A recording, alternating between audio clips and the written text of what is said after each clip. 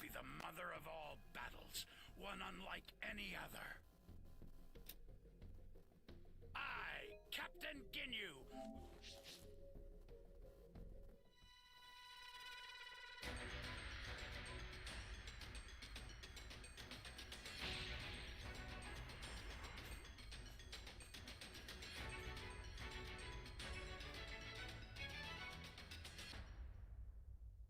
Can you hear me? Flying Nimbus! Trunks! I've set a super time machine, as well as a crate of supplies. Here's how to launch. Find the power keys, then place them in the right spots.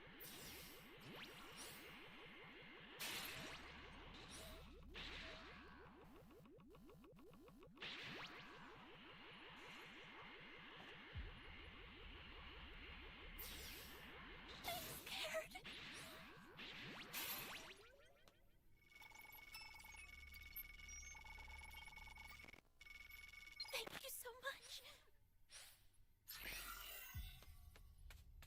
It's always risky coming over here. Power key. Go slot it.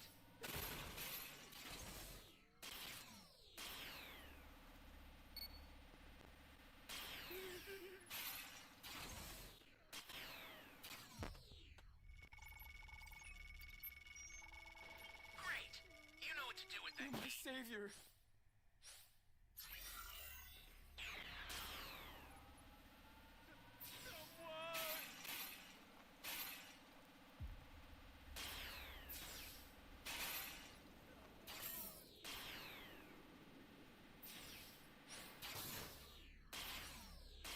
I need help. That's a new power key. Place it now. This girl's finding all the keys.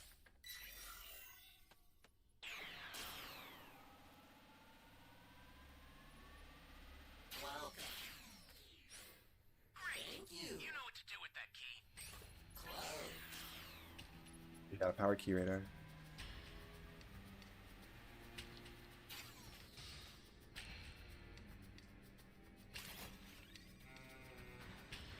Don't destroy C, man.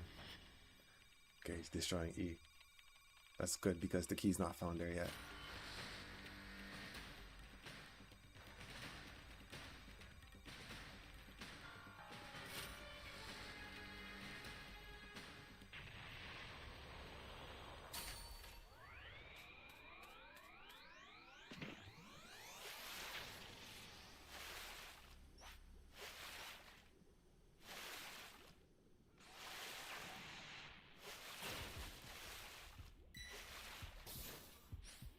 Holy hell.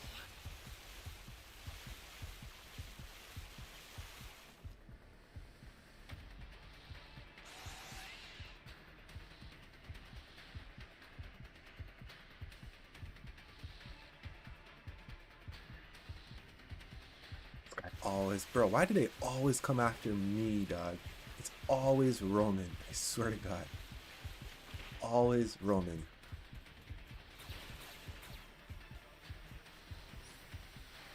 Like the key's not even, bro, go to D or something.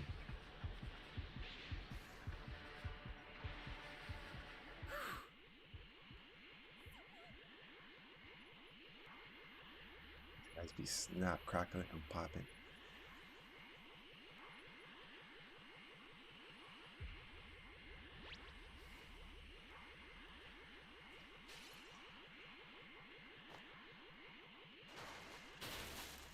No drag. Do we have any Dragon Balls? We have one Dragon Ball. 3.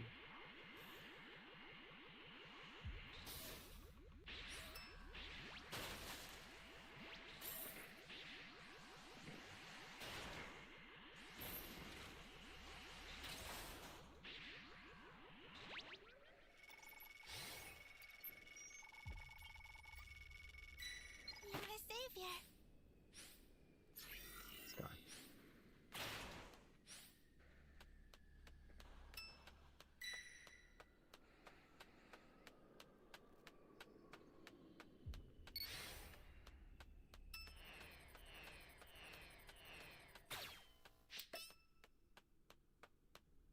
Flying Nimbus! Our level 2 just left.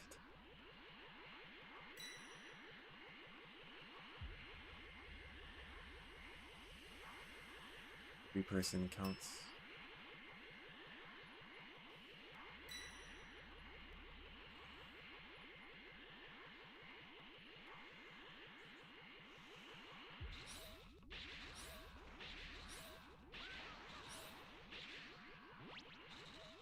I just need to grab one more cube and I have my level 3.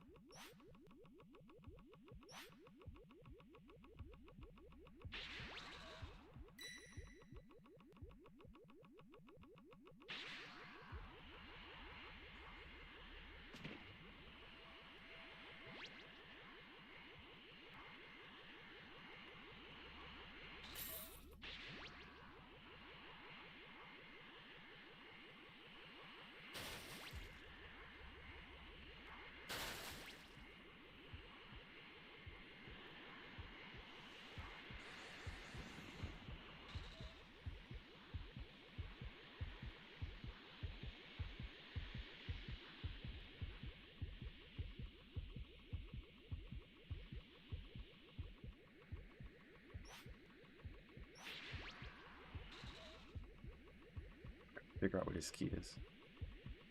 We still have a level 0. It's good. Come on, my guy. This is what I'm talking about.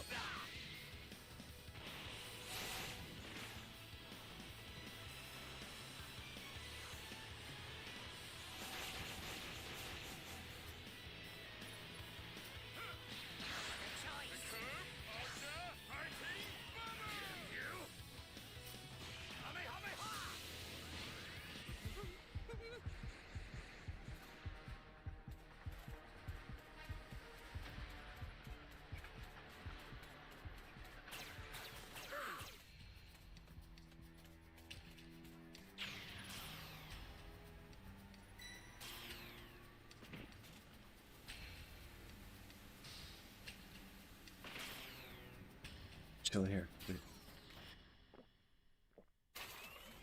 Flying Nimbus!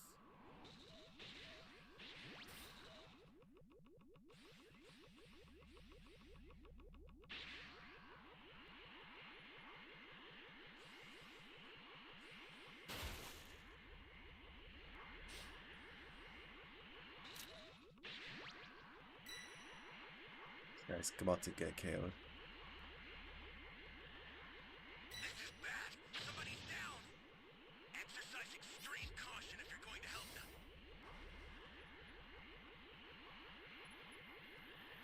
Welcome, clone. Access the startup system from the central area.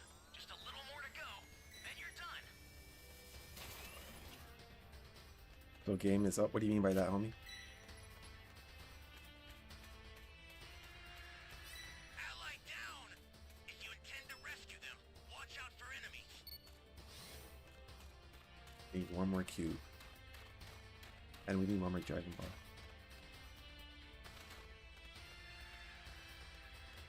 Just gonna try to find a cube real quick. Flying Nimbus!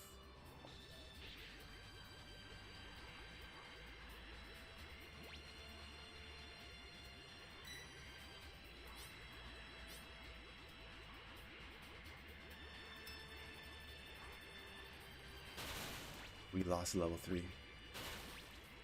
Look where I am. There's no way I could have saved that guy. So blame my teammates.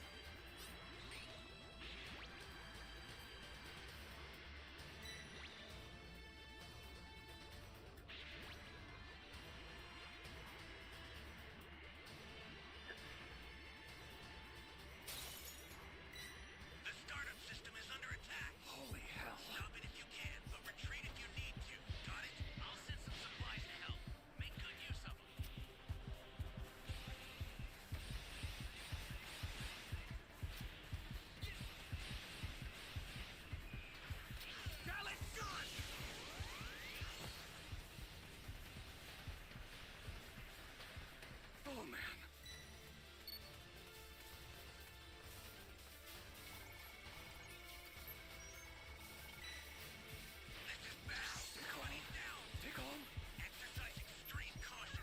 Jag Falls.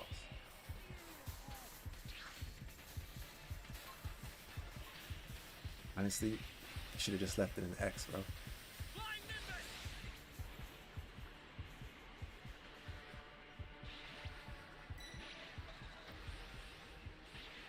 Oh man.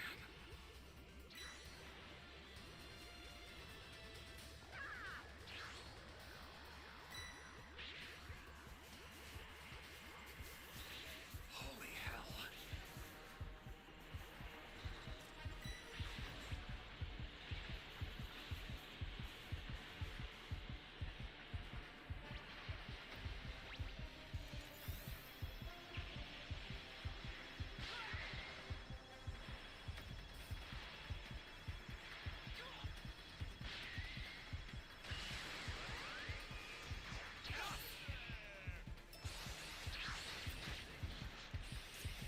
Here comes the pain.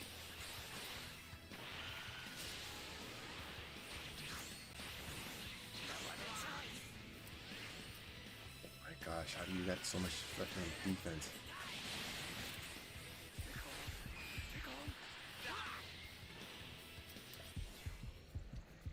Flying Nimbus.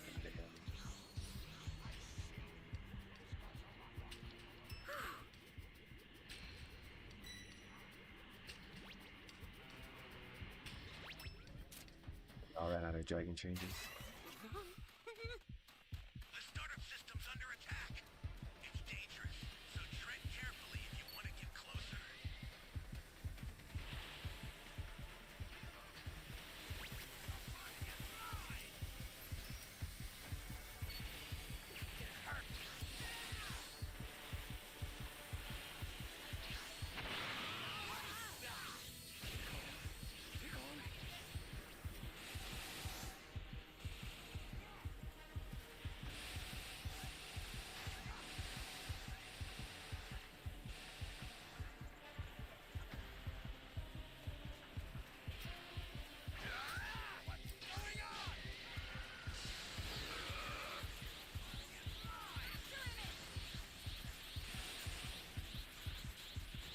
Here comes the pain.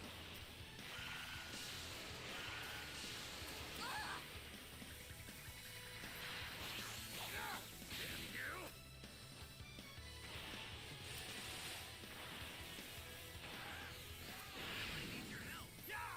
Don't know what danger awaits. Somebody's down.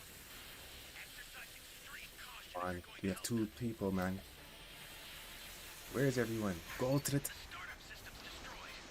The escape time machine's almost prepped.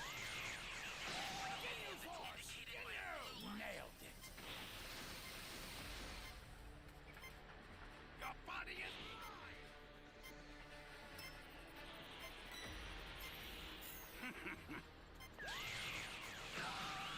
This is perfect.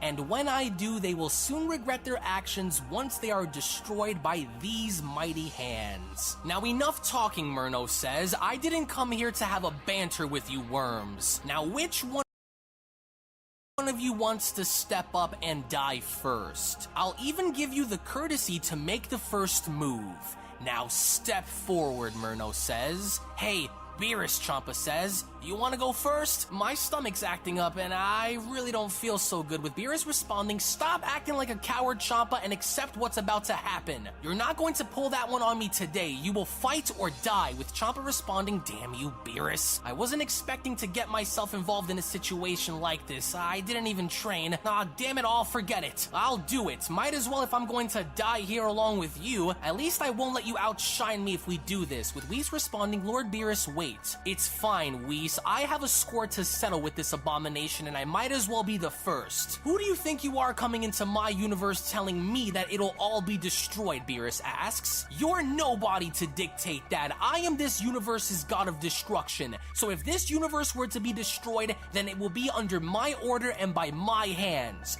not yours. I'm not afraid of you, Beerus says, so go ahead and come at me using everything you have. I'd rather die than let you walk all over me, and you've seen that firsthand before when I battled your ridiculous clones. So I'm not letting you off the hook that easy, not this time. So if you're looking for one of us to make the first move, then I'll be the first to do it. Stand by, Whis. If things get ugly, then I'll just need to... Hey, what are you doing, Beerus asks. Who are you talking to? I am reaching out to Earth's guardian, Dende, to inform everyone about the current situation. Dende, listen to me, he says. Murno has arrived in our universe. Time is limited, so I need you to inform Goku and the others on the current situation. The others, Murno asks? Goku, Vegeta. So, those worms are back on Earth, are they? Well then, it looks like I know where I'll be going to next. It's about time those worms got what they had coming, except this time, there will be no survivors who emerge from their side. None, he says. As it was only then where we get to see how Champa then began to step on forward, that's when Champa went on to tell Beerus, you sure are a stubborn one, always have been for as long as I've known you. You're going to get us both killed, you know that? But if it means being remembered for doing something about it, then I guess I'll have no other choice but to fight. Beerus isn't going to hog all the fun here, Champa went on to tell Murno. I'll be joining in too, so you'll be fighting me as well. As all a while back with Popo and Dende, Whis went on to continue to inform them by stating there is no telling how much time we have, so it's best to get this message out to them right away. We need all the help that we could get, so it's better to let them know now. Myself, Beerus, and Champa will do what we can here. If Murno is destroyed, then there is no cause for concern. If we are the ones destroyed, then at least they be ready. I trust that you will do what you can to inform and gather them. Our fight will remain here for now.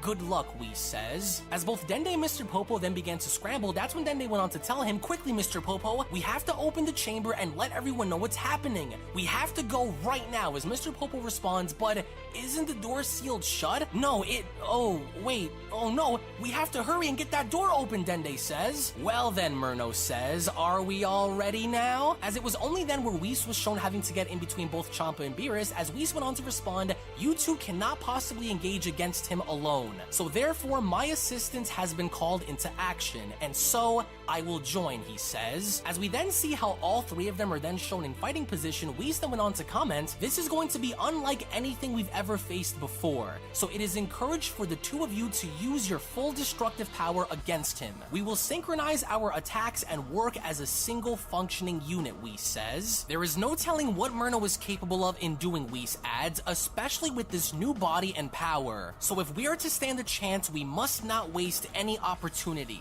As for you, Lord Beerus, fighting him as you are will not work. Dig down deep and use the training I've given onto you in order to tap back into Ultra Instinct. Yes, right, Beerus says, to where as Beerus was then shown closing his eyes, he then went on to say to himself, focus. Focus? If I were to destroy him, I would have to let go and accept what is. The gift of the gods. The ultimate power of the angelic race merged within a god of destruction. As Murno from there went on to comment, really now? And what could you possibly be whispering to those pests over there, Whis? This aura coming from Beerus. This again? You think that by using an angelic power against me will do you any good? How could it when I wield the greatest control over it, second to that of the pathetic Grand Priest? What a complete waste of life you are, Destroyer. This won't take long. I'll turn you all into examples shortly. As with Beerus then shown concentrating and trying his best to tap back into Ultra Instinct, it was only from that point on where Beerus had finally done it, with Champa having to look on over by asking, wait, what the? He actually did it? Beerus actually did it, and here I thought Vados was joking when she said that Beerus could do it. Look at him.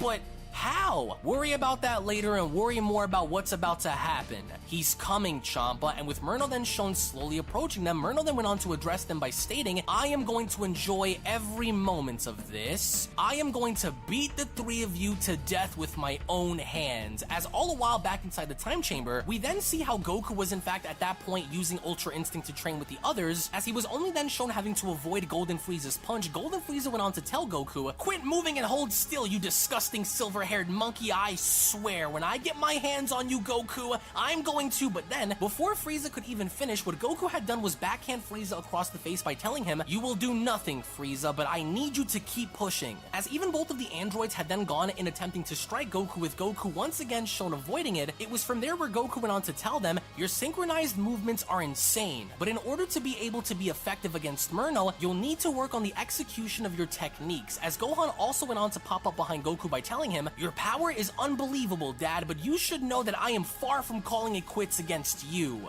Gohan, Goku says, you are still far too slow. With Goku shown having to block off one of Gohan's kicks, that's when Goku continues, you'll need to evolve your speed to match your strength accordingly if you ever hope to stand a chance. As it was only from there where Goku went on to spot Primal Super Saiyan Blue Evolution Vegeta having to make his way towards him, it was from that point on where Vegeta went on to shout, don't let that Ultra Instinct of yours get to your head, Kakarot. To where as Vegeta was shown having to punch Goku, with Goku shown having to block off Vegeta's punch, that's when Goku went on to tell him, what insane power, Vegeta. I've got to give it to you. Whatever it was that you did isn't something that I think I can accomplish on my own. Of course not, Vegeta responds. I achieved this by nearly dying, and I did it for the purpose of never being surpassed by you or anyone again. In which, as Goku was from there shown having to avoid each and every single one of Vegeta's punches, that's when he went on to tell him, you'll still need to adjust your speed, Vegeta. With such great power like the one you have, how could you hope to use it if you can't touch me? Speed isn't going to be the only thing you need to worry about, Kakarot. As Vegeta was then shown having to uppercut Goku in the face, he then went on to continue, you talk about improving your Ultra Instinct. Well, go on, improve it as much as you'd like as I beat your face in. To where as soon as Goku's body was then shown hitting the ground, that's when Vegeta went on to continue, how else do you think you can stand a chance against this angel? If he's anything like he claimed he was going to be, then you'll need to correct your flaws as well. In which, once again, as Vegeta attempted to kick Goku, with Goku having to move, it was from that point on where Goku went on to address Vegeta's comments by telling him,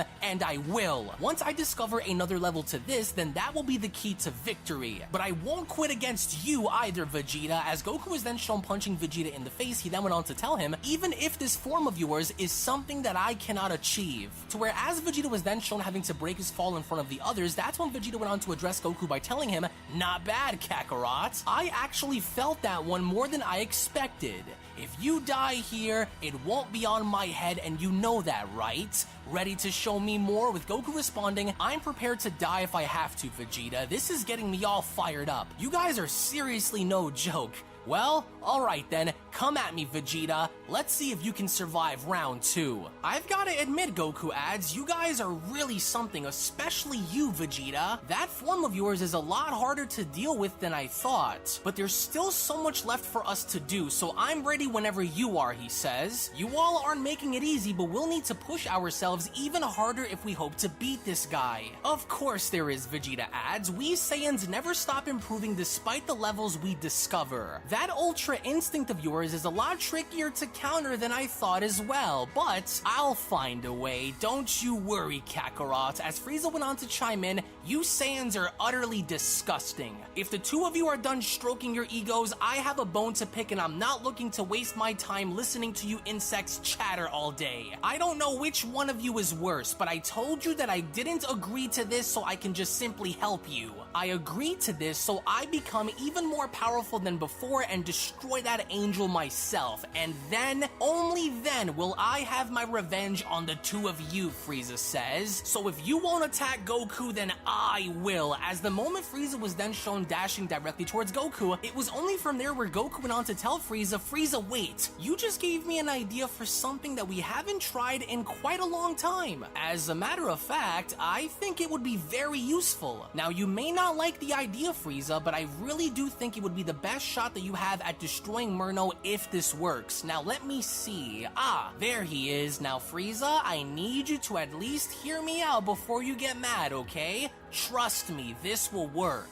Hey Boo, Goku shouts. Are you able to grab onto anyone and do what you want with them while they're still inside of you? Meaning like, you know, use their knowledge and power to your advantage like you did before on Earth? Why are you asking him that, monkey? Frieza says.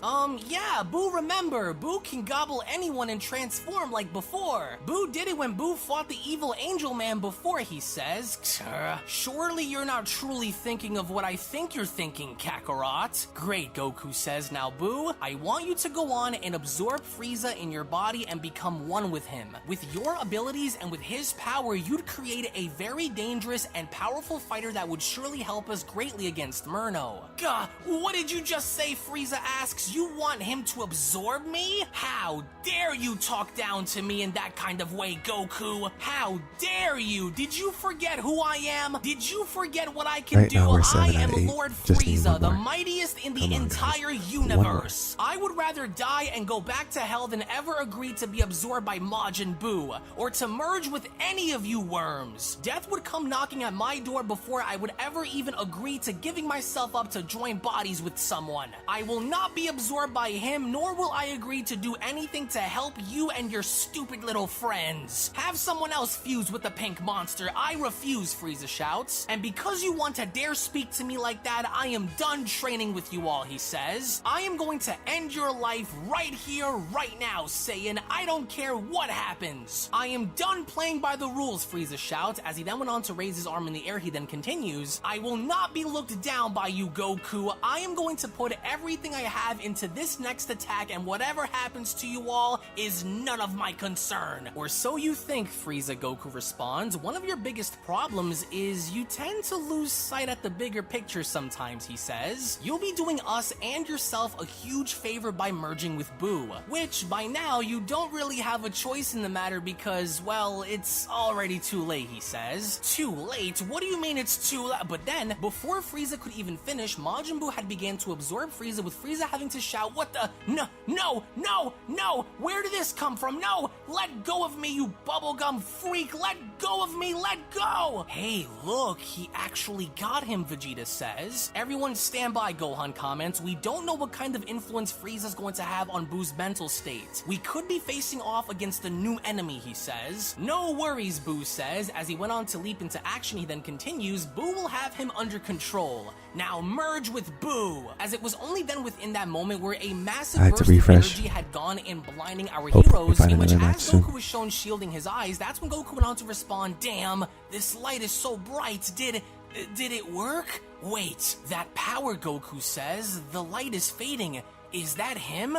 Whoa, how amazing. I knew this would work, but I didn't expect for him to be this strong. Is he stable? I can't see a thing. Hey, look, Vegeta says. Do you feel that? There. I think it worked. I think they're one. With Android 17 asking, yeah, but who's the one in control here, Vegeta? Buu or Frieza? With Gohan responding, I'm not too sure, but look, it's complete. There they are. Wow, look at you, Goku says. You look ferociously powerful. This will definitely give us a much better chance at fighting Murno than it did before. Well, we don't really have a lot of time, so let's just see how strong your new fusion truly is then. As all the while with both Mr. Popo and Dende shown rushing towards the chamber door, it was only from there where Dende went on to tell Popo, we have to hurry, Mr. Popo. We have to get that door opened as quickly as possible and get them out of there before Murno ends up coming here. We can't waste any time. Whis is counting on us to alert them. The handle isn't moving, Dende says. Mr. Popo, the handle is stuck. It's not budging at all. It won't open. Try using all of your strength to pull it open, Dende. We have to get inside. As of course with Dende trying, Mr. Popo then went on to add, oh no, what if we can't do it? What if the door is sealed shut and there's no way of getting inside unless time expires? I fear it will be too late by then, he says. No, Mr. Popo, we have to try, Dende shouts. We just have to break inside. We don't have time to spare, especially if he's already here. Damn this thing, they must have sealed it extra tight from the inside too. Goku, Vegeta, open the door. Gohan, Piccolo. Oh no, it's not moving. Mr. Popo, help me. Grab on and we'll pull with all of our might. I don't care if the door breaks, we'll fix fix it later, he says. We have to get to the others as fast as we can. In which, as Dende and Mr. Popo are desperately shown trying to open the chamber door, in an act of desperation, that's when Mr. Popo went on to respond, why didn't Whis just contact him from the inside, Dende? Well, I can't get it open either, with Dende responding, I'm afraid because if Whis gave away their location, Murno would have tracked them down inside and slaughtered them. They aren't even fully healed or have sensu beans either. Hey, you guys, Dende shouts, open the door! Murno's in our universe! Open the door! Goku, Frieza, anyone, open the door! Open the door now! As all a while back on Beerus's planet, we then see how Murno was then beginning to approach Beerus, Champa, and Whis, as Murno went on to tell them, your blood will be used to bathe this universe. So then, which one of you is going to be the first to try? You will both move on my command, Whis says. Do not hold back. Or you will die, he says. Now, destroyers, as we only then see how both Beerus and Champa along with Whis had then simultaneously gone in dashing directly towards Murno, with Murno shown winding his fist back by responding, you have absolutely no idea what you have coming, Whis. Make your move. I've waited a long time for this moment, but then, the moment Whis had then gone and getting in Murno's face, we then see how in fact this was a hologram, as right before having to strike the clone, that's when Murno went on to respond, static. A vanishing counter. You think I don't know what you're doing, you pest? I was the one who taught you everything you know about speed as well as using the after image, Murno says. Or so you think, Murno, as right behind the hologram we then see how both Champa and Beerus had then struck Murno at the same time, with Murno having to effortlessly use his forearms to block them. That's when Murno went on to continue, of course you would. I knew you weren't foolish enough in attacking me head on like that, Whis. And you two, you are both insufferably pathetic. And what do you hope to do now that you're together, he asks. With of course Champa shown having to kick Murno with Murno blocking it, that's when Murno went on to tell him, how could you expect to do anything that will make a difference when your brother is far above what you could ever hope to be, he says. You're just as annoying as you were on planet Sadala, Champa went on to tell him. Beerus, quickly, knock this guy's lights out. And you, Beerus, so you've gotten a little stronger than you were before, but it was all for nothing, he says. As with Beerus then shown having to make contact by punching Murno in the face, that's when Beerus went on to tell him, we'll see about that, you emotional angelic reject. You aren't walking all over me like you did before, you hear me? You annoying excuse of a god. You still don't get it, do you, Murno asks. Your efforts of fighting me are only beginning to anger me, he says, but then it was only from the middle where Whis came out of nowhere and punching Murno in the stomach, as Murno went on to respond, Whis, you fool, what do you hope to accomplish with these two? Our mission is to destroy you, Murno, and we will not allow you to do to this universe what you have done to the others. To where within that very moment, as Murno had gone and throwing Champa in the distance, that's when Murno went on to continue, you fight me in vain, brother, knowing you can't win. You are of no interest to me, slob, but I will get back to you in just a moment. But first, to deal with you, Beerus. As Murno was shown uppercutting Beerus in the stomach, he then continues, you were saved by Whis before. You will not be saved by him from me again. Do you see the difference in our attacks, foolish animal? Away with you until I call for your head, he says. In the meantime, you will sit and watch as I rip your angel away from you. In which, as Murno had gone in kicking Beerus away, with Whis then having to be shown making his move, it was from that point on where Murno went on to dodge each of Whis' attacks by then telling him, honestly now, Whis, I'm slightly impressed. You are doing a much better job in fighting back than our brothers and sisters were from the other universes, and yet it was so satisfying hearing them scream for their lives. Gah, what in the world just happened out there, Beerus asks. His body feels as though it's made from steel. I couldn't even follow his movements, he says. As with Murno continuing to make light work of Whis' attacks, that's when Murno went on to grab onto one of his punches by telling him, does it hurt knowing that you are powerless to destroy what I am now? Or do you need a reminder, he asks? Maybe I should knock some sense into you. Which was exactly what Murno had gone in doing, because as Murno was then shown having to punch Whis in the face, he then went on to ask him, does this ring a bell, Whis? Maybe that will bring you back to a familiar time when we stood together. In which, as Whis' body was then shown hitting the ground right next to Beerus, that's when Beerus went on to shout, Whis, no, Whis, get up, Whis, We have to continue to try. Look at you all, Murno comments. Did you forget the beating I gave you when we trained as brothers, he asks. You've gotten soft throughout these years, he says, and now look. Is the Grand Priest going to act on his instincts to show up and confront me, or does he still need to kiss the feet of the Omni King in order to make his move?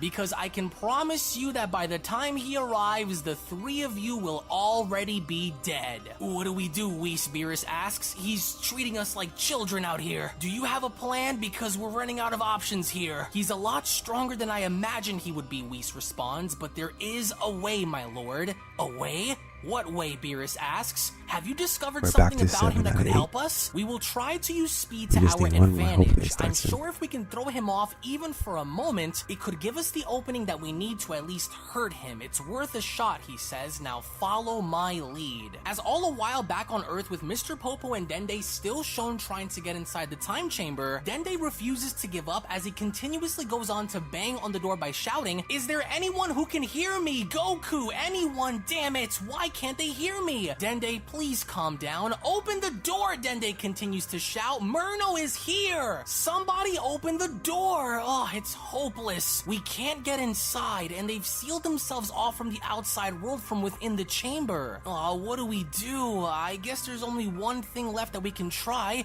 I just hope that it's not too late, he says. As in the meantime, within the hyperbolic time chamber, we then see how Golden Majin Buu was then shown training with Mastered Ultra Instinct Goku. As the two seemingly had a very intense battle, that's when Goku went on to tell him, "That's right, just like that. You almost got me. Now let's go. Let's try it again," he says. As with Golden Majin Buu then shown having to miss one of his strikes, that's when Gohan went on to chime in by responding, "Buu's merger with Frieza is terrifying. His power is off the charts, but he can't do much if Dad just keeps dodging him and burning him out, so he really is making us work out there," with Piccolo responding, "I can't believe it either, but we have to continue to fight," he says. Fighting Goku in here is almost like fighting an angel, the dodging, the power, so if we can't get the better of Goku, then imagine how hard it's going to be to fight Murno. We have to push, Piccolo says. As with Goku once again shown having to dodge all of Golden Majin Buu's attacks, that's when Goku went on to tell him, "You're really something else. If I wasn't using this power, who knows what kind of damage you would have done." But then, from behind him, Primal Super Saiyan Blue Evolution Vegeta went on to grab Goku in a choke by telling him, "And just where the hell do you think you're going? I knew your Ultra Instinct had openings to exploit." I switched to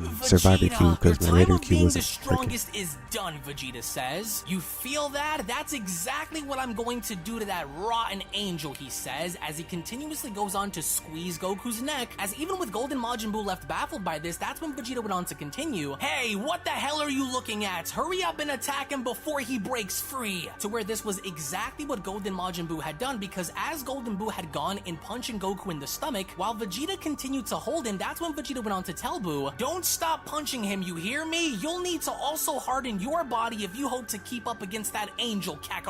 As long as I have you in my grip, you aren't going anywhere. Son Goku," Golden Buu shouts. As with Goku shown in tremendous pain, that's when Goku went on to shout, "Damn it, no!" As it was from that point on where Goku went on to power up in such a ferocious way that this itself had gone in blowing back both Vegeta and Golden Majin Buu, as Vegeta went on to respond, "Damn you, Kakarot, you and your Ultra Instinct. I'm not sitting this one out, Dad. Let's go," Gohan shouts. Look at this shit, guys. It's not me, man. I don't know what is going on with these servers, but these guys need to fix these servers, bro. It's been like this for 3 years now. Gohan, almost, but I need you to try harder, fight harder. Remember what's on the line. Use this pain to grow. Use this anger to push you. Use it, just like you've used it once before. Don't let this stop you," he says. Alright, and now with you, and as soon as Goku had then gone in making his way towards Golden Majin Buu, in an act of paying him back for what he just did, Goku then went on to continue, "Let's just see what your body is made of, if you can take what you can dish out," he says. In which, as Mastered Ultra Instinct Goku was then shown attacking Golden Majin Buu, he then went on to tell him, "If we are to stand the chance against Murno, then we need you at your best, Buu. We need you to use this power to the best of your ability to help us win, because anything less, and you will be destroyed out there against him." And as soon as Goku was shown knocking Buu away, it was only from that point where Goku went on to overhear Vegeta's voice as Vegeta went on to shout, "You should speak for yourself, Kakarot. What's wrong? You look a little uncomfortable seeing me again. Surprised?" To where as the two were then shown having to lock in a test of strength, Goku then went on to tell him, "You're really something else, Vegeta. This form of yours, it's just not letting up, is it? My entire body is shaking from fighting you. As it should, Vegeta says. Once we're done destroying this angel, you and I have some unfinished business to settle. I haven't forgotten about you. With Goku responding, you've always been right there with me, Vegeta, every step of the way through. But things are different now. We are different now, Vegeta. We've taken two very different paths to achieve two very different levels of power. And once Murno is defeated, we'll find out which one of us is the strongest. You're right about one thing, Kakarot. We did follow two paths to get to where we are, but my power comes from the core of who our people are, and there is no amount of angelic divinity that can extinguish the potential of a Saiyan. So you're on, Kakarot. Once he's out of the picture, you're next. But remember, Kakarot, this isn't over between us. I will show you who the strongest between us truly is in due time. And it never will be until one of us completely gives up, Goku says. I will always be ready for you, Vegeta. Always have been. So whereas all of this was taking place, Dende kept trying to get inside the time chamber by shouting, "On my count, Mr. Popo, don't worry about if we break this damn thing. We just need to get inside. Now hurry, we don't have time." As all the while when then going back to Beerus' planet, we then get to see how Murno had his foot on top of Beerus' head by telling him, "Look at you, Beerus. I warned you a long time ago, you disgusting animal. I told you what would happen once I found you. And now look. I could end your existence right now with one stomp to the head if I wanted to. But watching your blood pour down from your skull and onto the floor brings me more joy than you can possibly imagine. Do you regret wasting your freedom now, and you actually believed you had a chance of making a difference? What a joke you are. Tell me something, where were you when they threw me out like garbage and had taken everything away from me? Ah, that's right. You were in the process of being groomed as Universe 7's destroyer. What were those words you said under your breath when it happened? Better him than me, is that it? It is, isn't it, Beerus? It took the aid of my brother Whis, along with the company of mortals, to have you erase one of my clones from existence. It won't happen again. But it was only then where out of nowhere Champa had attempted in attacking Murno from behind, as Murno went on to continue, "And you know, I'm honestly baffled by your actions, Champa. I remember when there was a time when you took your role as a god of destruction a little more seriously, and now look at you. You wouldn't be able to stop me even if you had the powers that I currently possess. You won't save him, Champa." In which, as Champa had gone in making contact as Murno had created a barrier around him, it was only from that point on where Murno went on to tell him, "I have yet to show you the horrors that lie beyond your wildest imagination.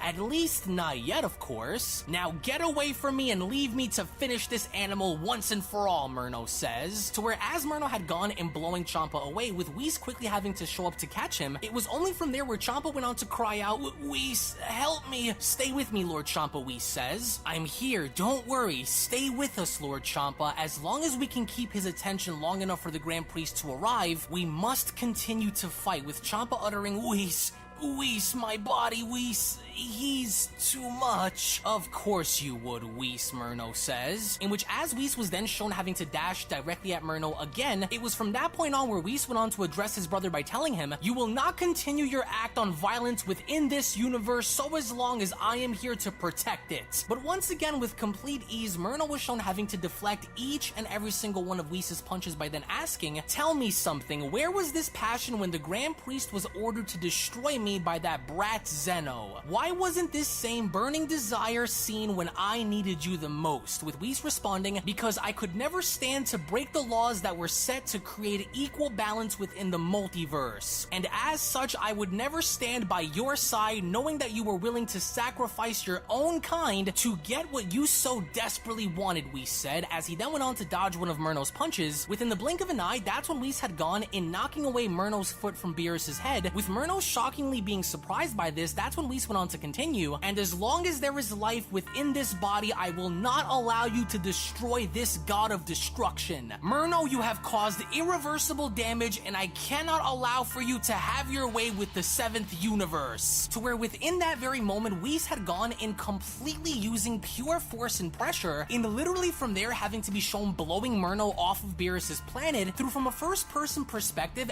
as Murno's body was sent flying out into the distance. That's when Murno went on to comment, well, would you look at that, the Celestial Shockwave attack. Impressive, Whis. I haven't seen you use such an attack for millions of years. Any other life form would have had their spirits separated from their body and their vessels shredded from the sheer force of such an attack, but I am not like the others and you know it, Whis. What a clever little distraction. The angelic force of an angel is unmatched. However, it's my turn now. In which, as we see how Whis was shown having to pick Beerus up, that's when Beerus went on to tell Whis, I can't feel anything, Whis. I feel as though I'm dying, Whis. How is he this powerful? I'm fading. My vision is getting blurry, Whis. Don't worry, my lord. I'm here. Stay with me. I will heal you right away. We need you to hang on for just a little while longer until the Grand Priest and the Omni Kings make their move. I knocked Murno off of this planet and deep into outer space, so this should give us a few minutes to spare. With Beerus chiming in, Whis, where is Champa? He is here with us as well. I need you both to continue to fight, he says. Our best chance lies with us working together to stop him, so as long as the two of you are alive, then there is hope for victory, he says. None of us could have ever have known this day would come. But this is why we are who we are. I will continue to do everything in my ability to make sure the 7th remains, Lord Beerus. Just please, stay with me and fight. We can't let him win, Whis, Beerus says, but it's clear that he won't be easy to destroy either. We can't do this by ourselves, so tell me, what's the plan here? The plan is to make sure that he does not leave this universe the same way he came in, Whis says, but to do that would require everything and more to see this through. It's unclear to me as of now, but I do believe that Murno is still getting adjusted to his body after all of these generations of not using it, he says, to where as Whis was then shown having to heal Beerus, that's when Beerus went on to ask, so what you're saying is that he's only just getting started? Is that it, Whis? Based on what I've seen, yes, Whis says, but we have to make sure that he doesn't fully take control of the situation either. It is also still very possible for Murno to be hiding so much more power than what he's letting off as well, he says, which is why we have to be extremely careful in this fight. But I do have a strategy that may work on him, so this is what we're going to do. But then, before Whis could even finish his sentence, out of nowhere, Murno had gone in creating a small hole by then being shown having to punch Whis and asking, a strategy, huh? Enlighten me then, Whis. What exactly do you plan on doing that you believe is going to work on me? So he healed you, Murno says. Of course he would, but you and I both know the outcome will still remain the same.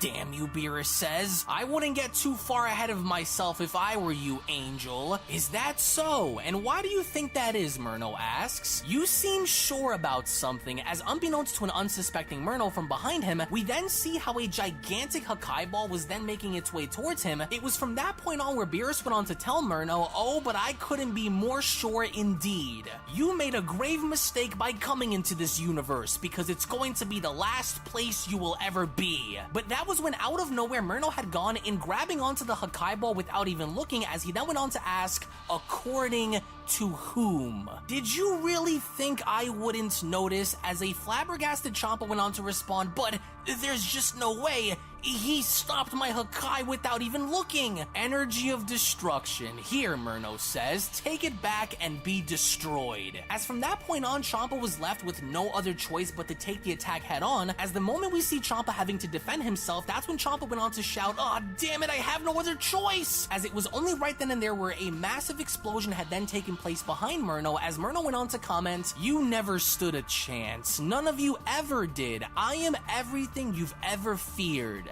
The eater and destroyer of worlds and souls. You can try as much as you'd like," Murno says. failure will be the only outcome for you in this fight. Champa, no, Beerus shouts. No, this is crazy. You better still be alive, Champa. No, he has to be. And now that he's out of the picture, Murno says, it's time to continue the bloodshed by ripping you apart piece by piece. As all the while, when then going back to the hyperbolic time chamber, we finally then see how both Majin Buu and Frieza have separated, as Frieza is still mad about the overall situation of having to merge with Buu, as Frieza went on to comment, how dare you? How dare you reduce me to this, you disgusting monkey? I swear, Goku, I swear I will pay you back dearly for this. I am never, ever going to merge with this creature again. You hear me saying never? I'd rather die than give this creature my mind and power. You guys did great out there, Goku says. We'll take a 2-minute break and get right back to it.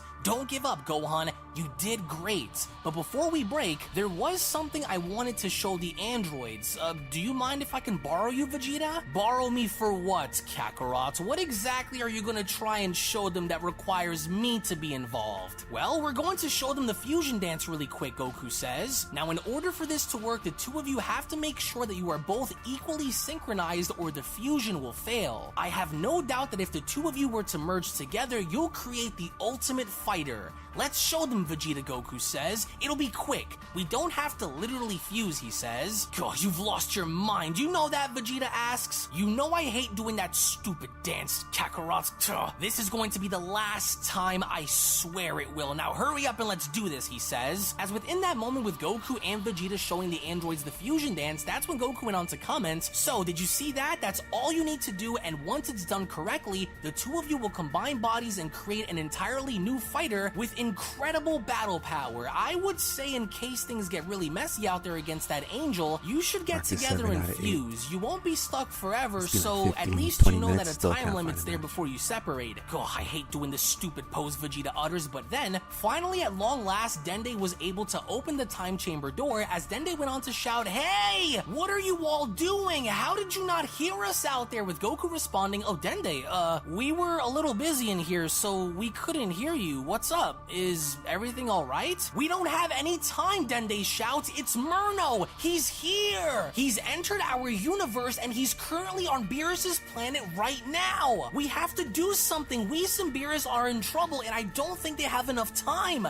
We have to act now!" "Wait, he's here?" Goku asks. "He's actually inside of our universe, but I don't think we're ready just yet. I take it Lord Beerus and Whis have already taken action against them, am I right?" Vegeta asks. "They have, but I'm afraid that even they won't be able to hold Murno back any longer without some kind of help. I'm not sure what the true nature of an angel's power is like, but at least you guys could provide some kind of aid, at least long enough to help Lord Beerus and Whis until more help arrives. Are we going to see any action taken from the Grand Priest or the Omni Kings?" Dende asks. "I'm not sure," Goku says. "The Grand Priest is probably waiting for something. I'm sure he has a plan in mind, but now it all makes sense. Whis probably cut off all communication with us while we were in here so that Murno wouldn't track us down and wipe us out all by surprise. And if what the Grand Priest said is true, then we're only left with two options here, Vegeta. Right. We either give our lives to destroy him or we hold off long enough until the Grand Priest and the Omni Kings arrives," he says. "But then it's extremely risky." "Well, it looks like we have no other choice here," Piccolo says. "It wouldn't be our first rodeo anyway, so we might as well give it all we have to take this angel down. But in our current condition, we won't last a minute out there against him." "Piccolo's right," 17 says. "We're too banged up to put up much of a fight against this guy anyway without recovering." "What if the Grand Priest doesn't even arrive?" Android 18 asks. "Don't those angels have laws to uphold before taking action?" "They do," Dende says. "It's called the Law of the Angels, so whatever is happening with the Grand Priest is probably involving that. But we still can't wait on him either, so we have to try. I have a batch of senzu beans here that could help, but the problem here is once these run out, we'll be left with none." "Well, I didn't expect for things to escalate this quickly, but we need to stand united more so now than ever," Goku says. "This is where our training will come in and we'll see how far we can go against this guy. So we'll either win or we won't. Now, I'm afraid it won't be that easy, Goku, Dende says. Before arriving in Universe 7, Murno had destroyed several universes with ease. He's not taking this lightly, Goku, so we can't risk it, he says. And with Dende then shown having to give Goku a Senzu Bean, that's when Goku went on to ask, so, this is the last one then, huh? Oh, and without Senzu Beans to help us, we're all on our own out there. So, if he's really that powerful, then how come he didn't destroy the 7th yet? It's likely because he wants revenge first, Kakarot. Remember what his clones said. He probably wants to torture the 7th before blowing it all up. And plus, with his original body now fully restored, he's probably been waiting years to use it on anyone that he can for millions of years. So then, our best shot is to keep him from destroying the entire universe until more help is on the way, Gohan says? But even then, we're running on borrowed time. You, green boy, Frieza utters. Are you sure you don't have any more of those magical beans lying around?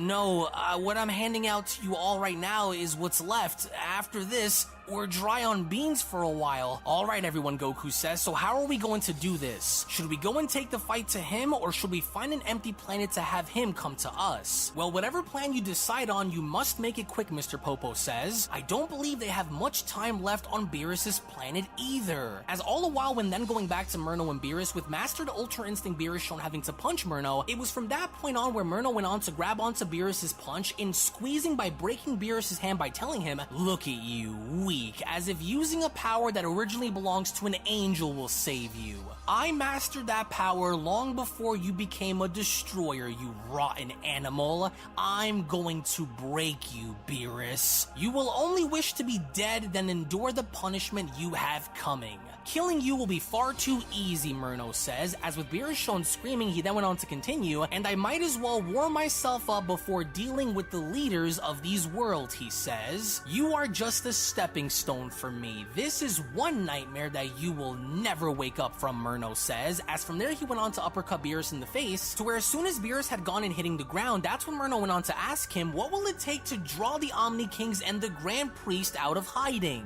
This is the perfect example of how much they care about you, he says. They'd rather you die than do something to save you, and yet you all called me the madman, right, Whis? As Murno was in fact quick enough and able to sense Whis, as Whis came up from behind Murno, in attempting to do everything he could to kick Murno, that's when Whis went on to tell him, you should focus more about what's happening here rather than what the Omni Kings and Grand Minister are up to. You do know that whatever they're planning against me will fail, right, Whis? We will see, Whis says, as he not only had gone in avoiding Murno's uppercut, but from there, Whis was actually then able to land a successful kick on Murno's face, as Murno went on to ask, what happened to you angels? You were all so powerful during my time as ruler of the 13th and right hand to the Grand Priest. You've all lost your place in the world, he says. You allowed your freedom to spoil you into forgetting your place. When I am done here, I will go on to spawn a new race of angels, Murno says. One's born through obedience and strength. You've let yourself go, little brother. As more angels die,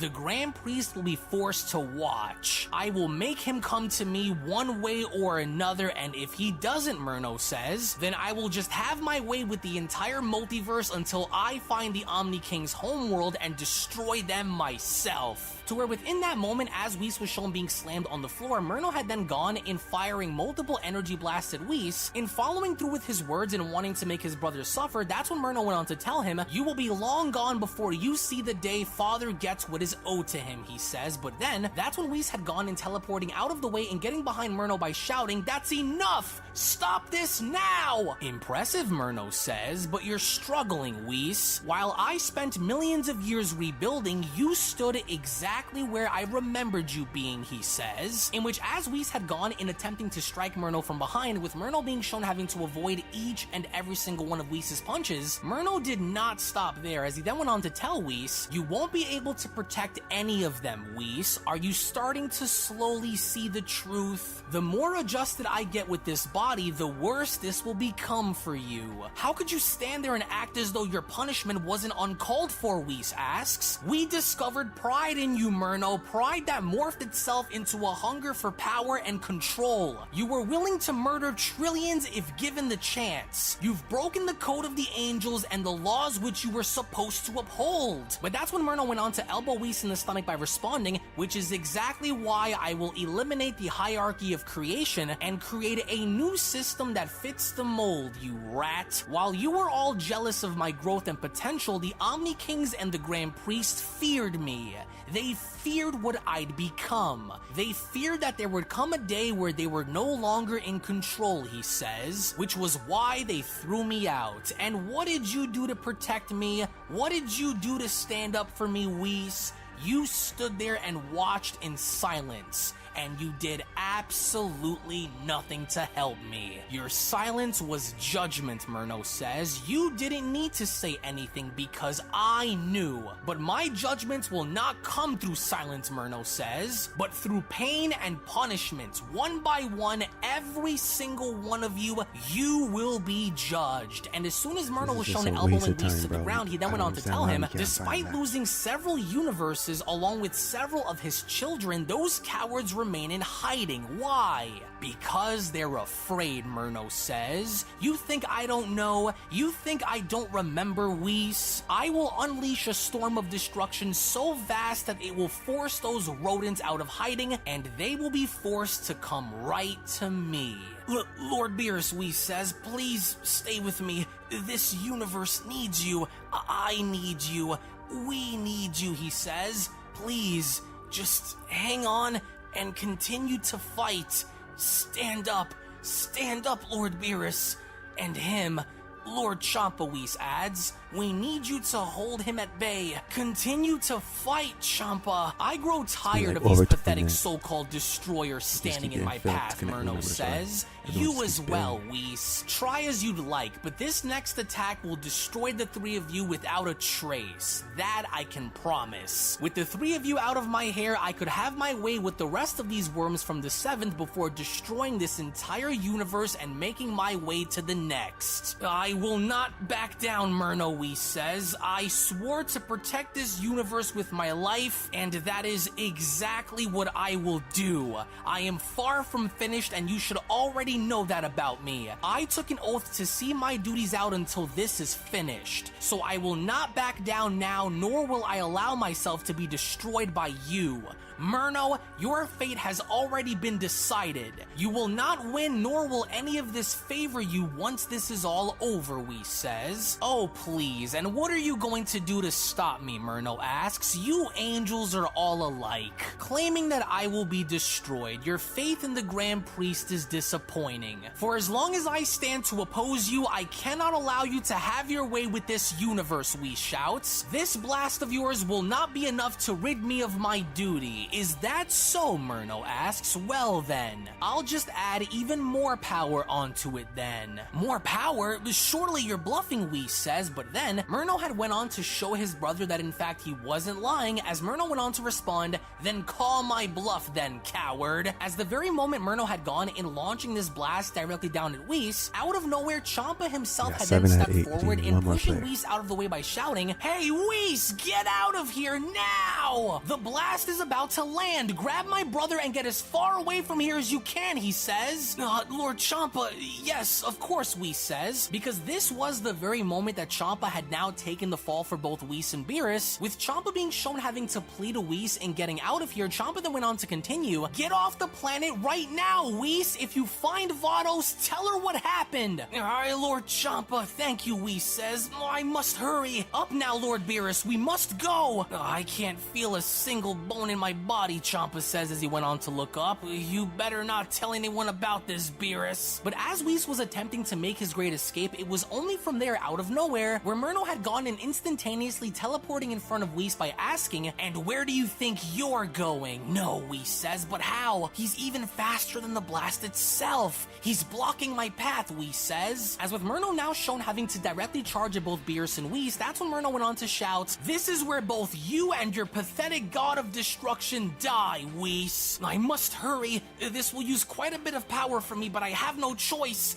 Here goes, Whis shouts. To where right before Myrno had gone, in getting the opportunity to swipe Whis with his hand, it was only from that point moving on where Myrno had gone to notice that he had went right past Whis. As Myrno went on to respond, it went right through. Wait, of course. I taught him that technique, Myrno says. The angelic vanishing jolt. As we only then see how Champa went on to sacrifice his own life to save his brother, with tears now beginning to fill his eyes. Seconds right before the blast had gone to make contact, that's when Champa went on to utter, "Damn it, Beerus, you better not let me down, you insufferable little coward. Now I see what you did," as it was only right then and there where everything on Beerus's planet, including his own planet itself, was from that moment shown being completely destroyed. As back on the lookout, Goku went on to tell Dende, "We'll need to take this fight away from the Earth before he can," but then that's when Goku went on to respond, "Hey, wait a second. Does anyone else feel that? Do you sense that too, Vegeta?" "Yes, I feel a tremendous amount of energy that just went off." Could it be? As lo and behold, out of nowhere, Whis was actually in fact able to save himself and Beerus by landing on Kame's lookout, as nobody had seemed to believe this, with Dende responding, "Hey look, it's Whis! And over there," Goku says, "he's got Beerus too." "Whoa, what the heck happened?" Goku says. "What was that energy force just now? What happened to you guys out there?" "Goku, look," Dende says, "Beerus doesn't look too good. We have to act fast." "Oh, just look at you guys," Goku says. "Lord Beerus, I've never seen him in such bad shape before. Oh, this is bad. This is really, really bad." "Goku, listen to me," Whis says. "Universe 6's God of Destruction Champa is dead. He gave his life to see that we escaped. I will be fine, but I'm afraid we must act quickly," he says. "I used up a vast amount of power in getting us here as quickly as I did. My brother arrived sooner than expected." "Wait, Champa gave his life for you guys?" Goku asks. "So he's really gone? So what do we do now?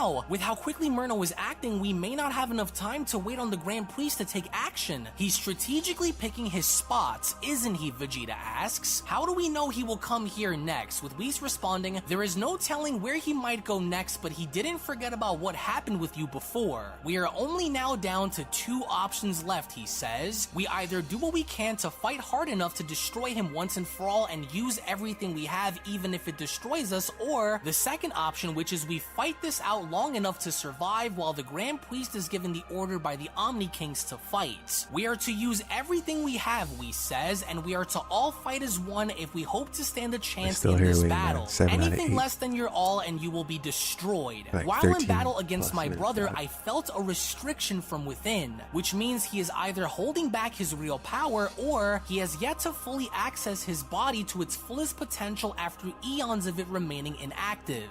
Listen to me, all of you, we are to do what the Grand Minister had said and see this battle through till the end," he adds. "And just like we have laws that were lifted by the Grand Priest, he too has a law that he must follow. And for this law to be lifted, the Omni Kings would need to grant him 100% usage of his full power, which has never before been seen by mortals or gods alike. We angels have never seen the Grand Priest's full power before, and there is a good reason as to why. Unless we are to destroy Myrno together, then we must hold off long enough until he arrives. This is going to be the only chance we get," Whis says. "So he's that strong, huh? Well, I guess then we have no other choice than to go all out until we find a weakness. Maybe then it'll give us a chance to win. Say, Whis, why does the Grand Priest need approval from the Omni Kings to fight but you don't?" As Whis responds, "Because there are rules that all life forms must go by, and since the Grand Priest is much stronger than any of the other angels, he needs approval from the King of all in order to use it." And with Dende shown having to attempt to heal Beerus, Dende went on to ask, "Hey,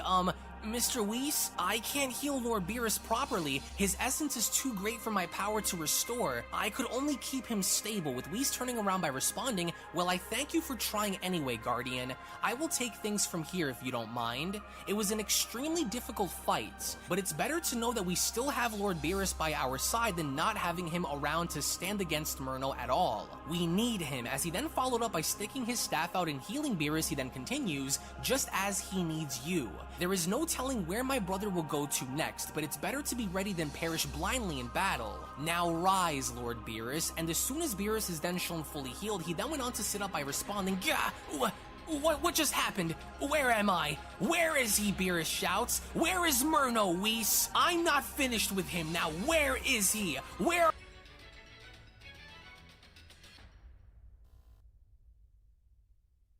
Can you hear me? Flying Nimbus! Trunks. I've set a super time machine, as well as a crate of supplies. Here's how to launch. Find the power keys, then place them in the right spots.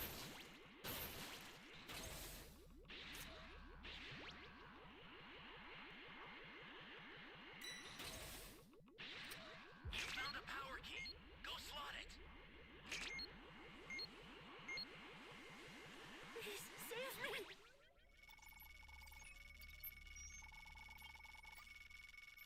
You're my savior.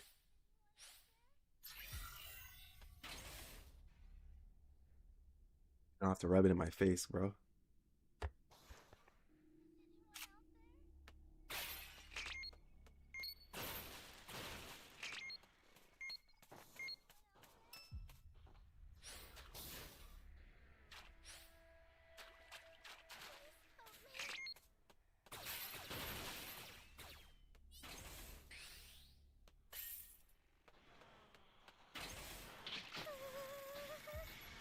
Legit nothing I can do about the queues. You're my savior. Hey, great. You know, when you take my cubes, Use it quick. that's when I just leave you to die. So Fusion Foe, if you die, I'm not reviving you. I hope you're listening. Bitch ass. Hey Chris, don't steal my cubes, eh? I won't revive you. I'm petty like that.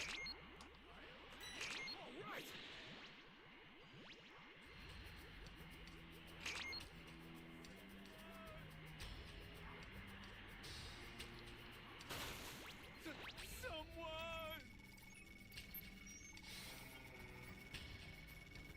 Need to find 3 more keys.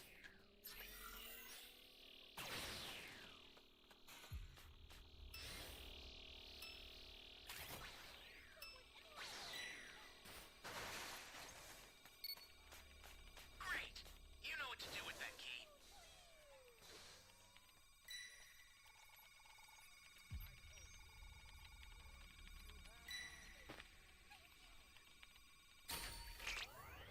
Flying Nimbus!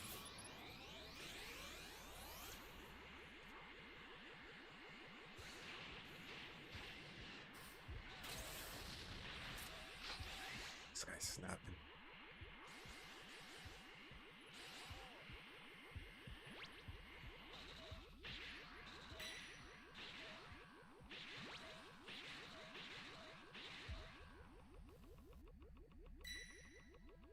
That guy's sending the E key. Down.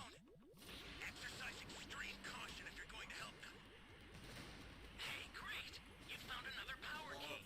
Use it quick.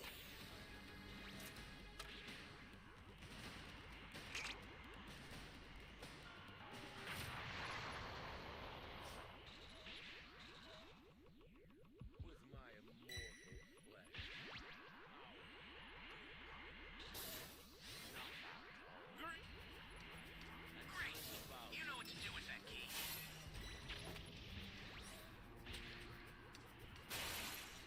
Enjoy your time alive, for it is all too limited.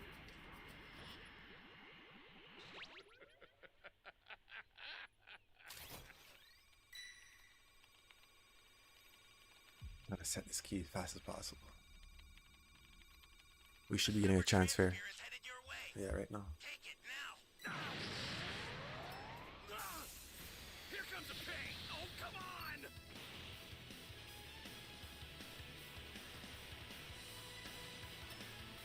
Give me a freaking break.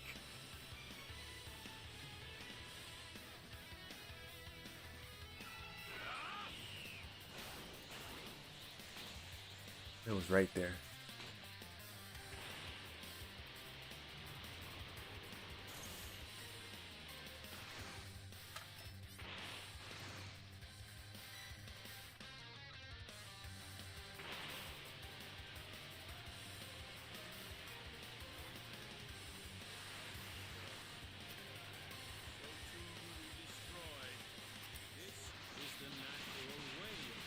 Got some Zamasu out of here. Intend to rescue them. Watch out for enemies. Access the startup system from the central area. Just a little more to go, then you're done.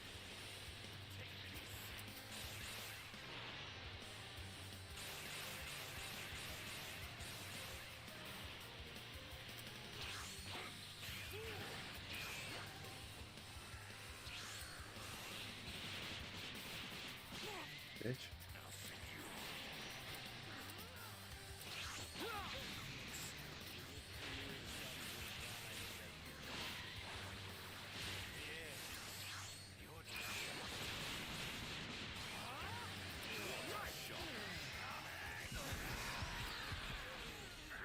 God, bro, I got cooked.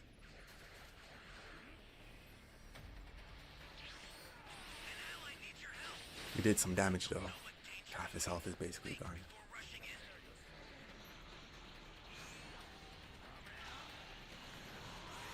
I don't know how this guy has so much break strikes, bro. Intend to rescue them. Watch out for enemies. An ally needs your help. You don't know what danger awaits. Think before rushing in.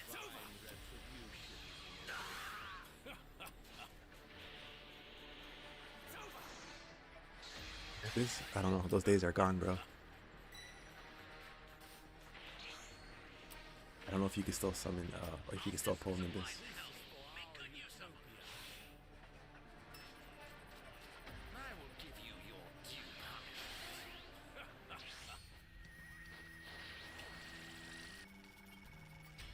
Form is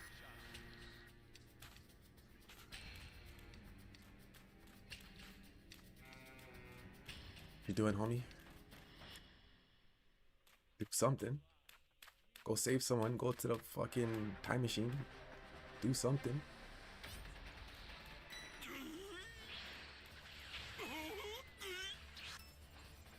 I've sent a new super transfer. This is bad. Somebody's down. the lightning of absolution. Exercise extreme caution if you're going to help them.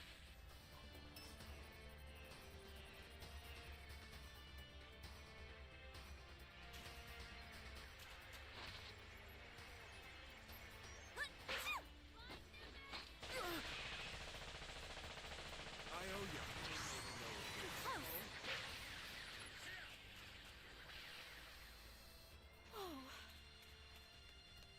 One breaker is two, bro. You intend to rescue them. Watch out for it.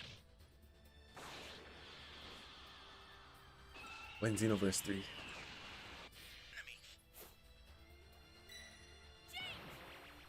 Oh no. The startup system is under attack. Stop it if you can, but retreat if you need to. Got it? The startup system's under attack. It's dangerous, so tread carefully if you want to get closer.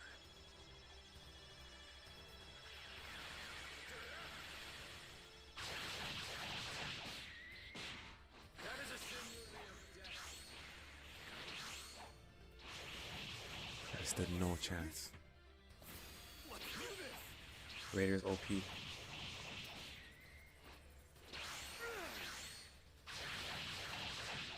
Serious? Somebody's down. Exercise extreme caution if you're going to help them. This is not good. An ally needs your help. We don't know what danger awaits. Think before rushing in.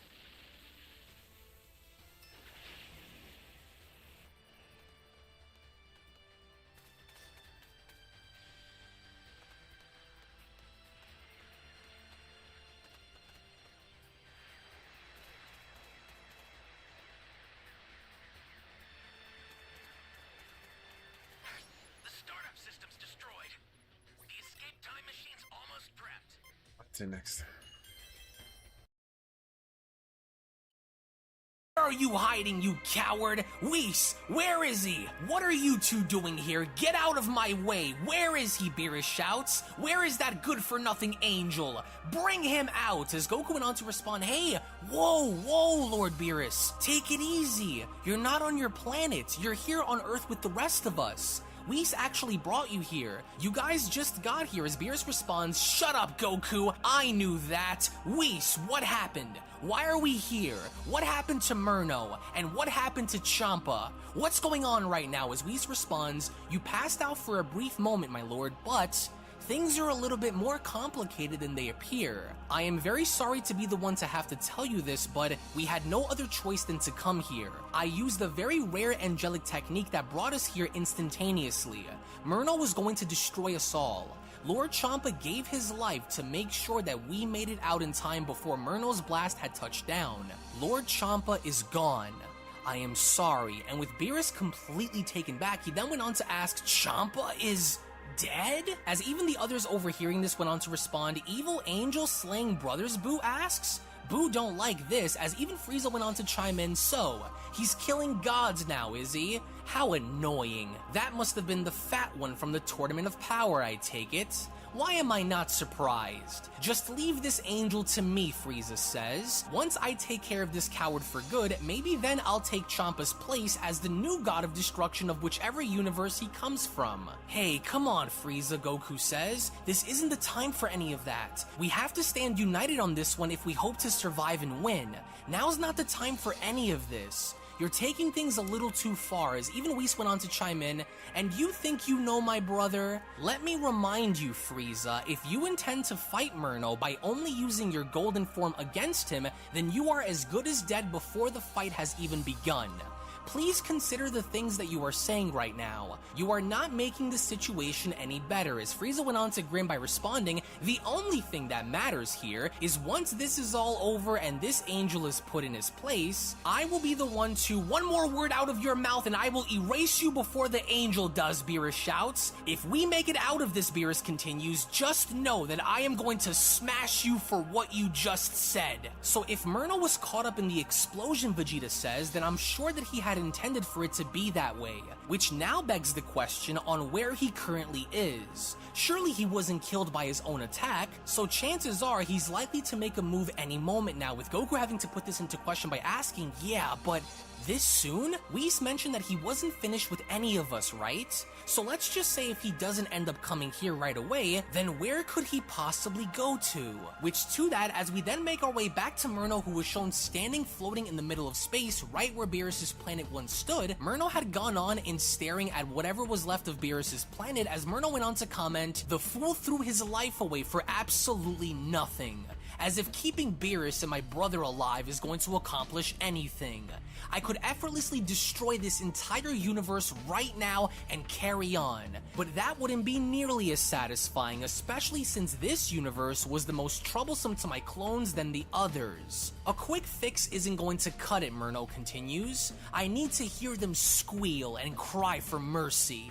I know you can feel my presence, Grand Priest. You sealed off the Omni King's homeworld from the multiverse, did you? That explains why I can't find you or come to you. Well, then I will force you to come to me then.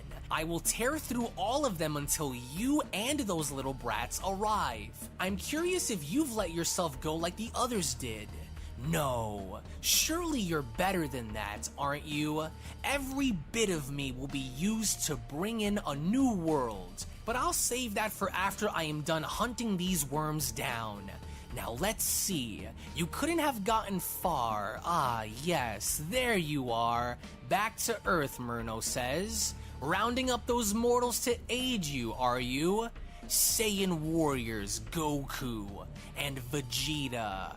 How could I forget? And the others as well. So the Lamb have gathered together to be slaughtered, did they? So be it, Murno says, as he then went on to create a portal, and then assumingly having to go through it and arriving on Earth, he then continues, their cries will be heard through the halls of the Most High. Maybe this will drag you out of the hole you're hiding in, Father, but as soon as Murno was about to step in, all of a sudden, Murno stops, as he then went on to comment, wait just a minute. There was another, wasn't there? I don't sense his energy gathered on that backwater planet. Yes, over in that direction over there. I remember that energy from before, on a distant forgotten planet.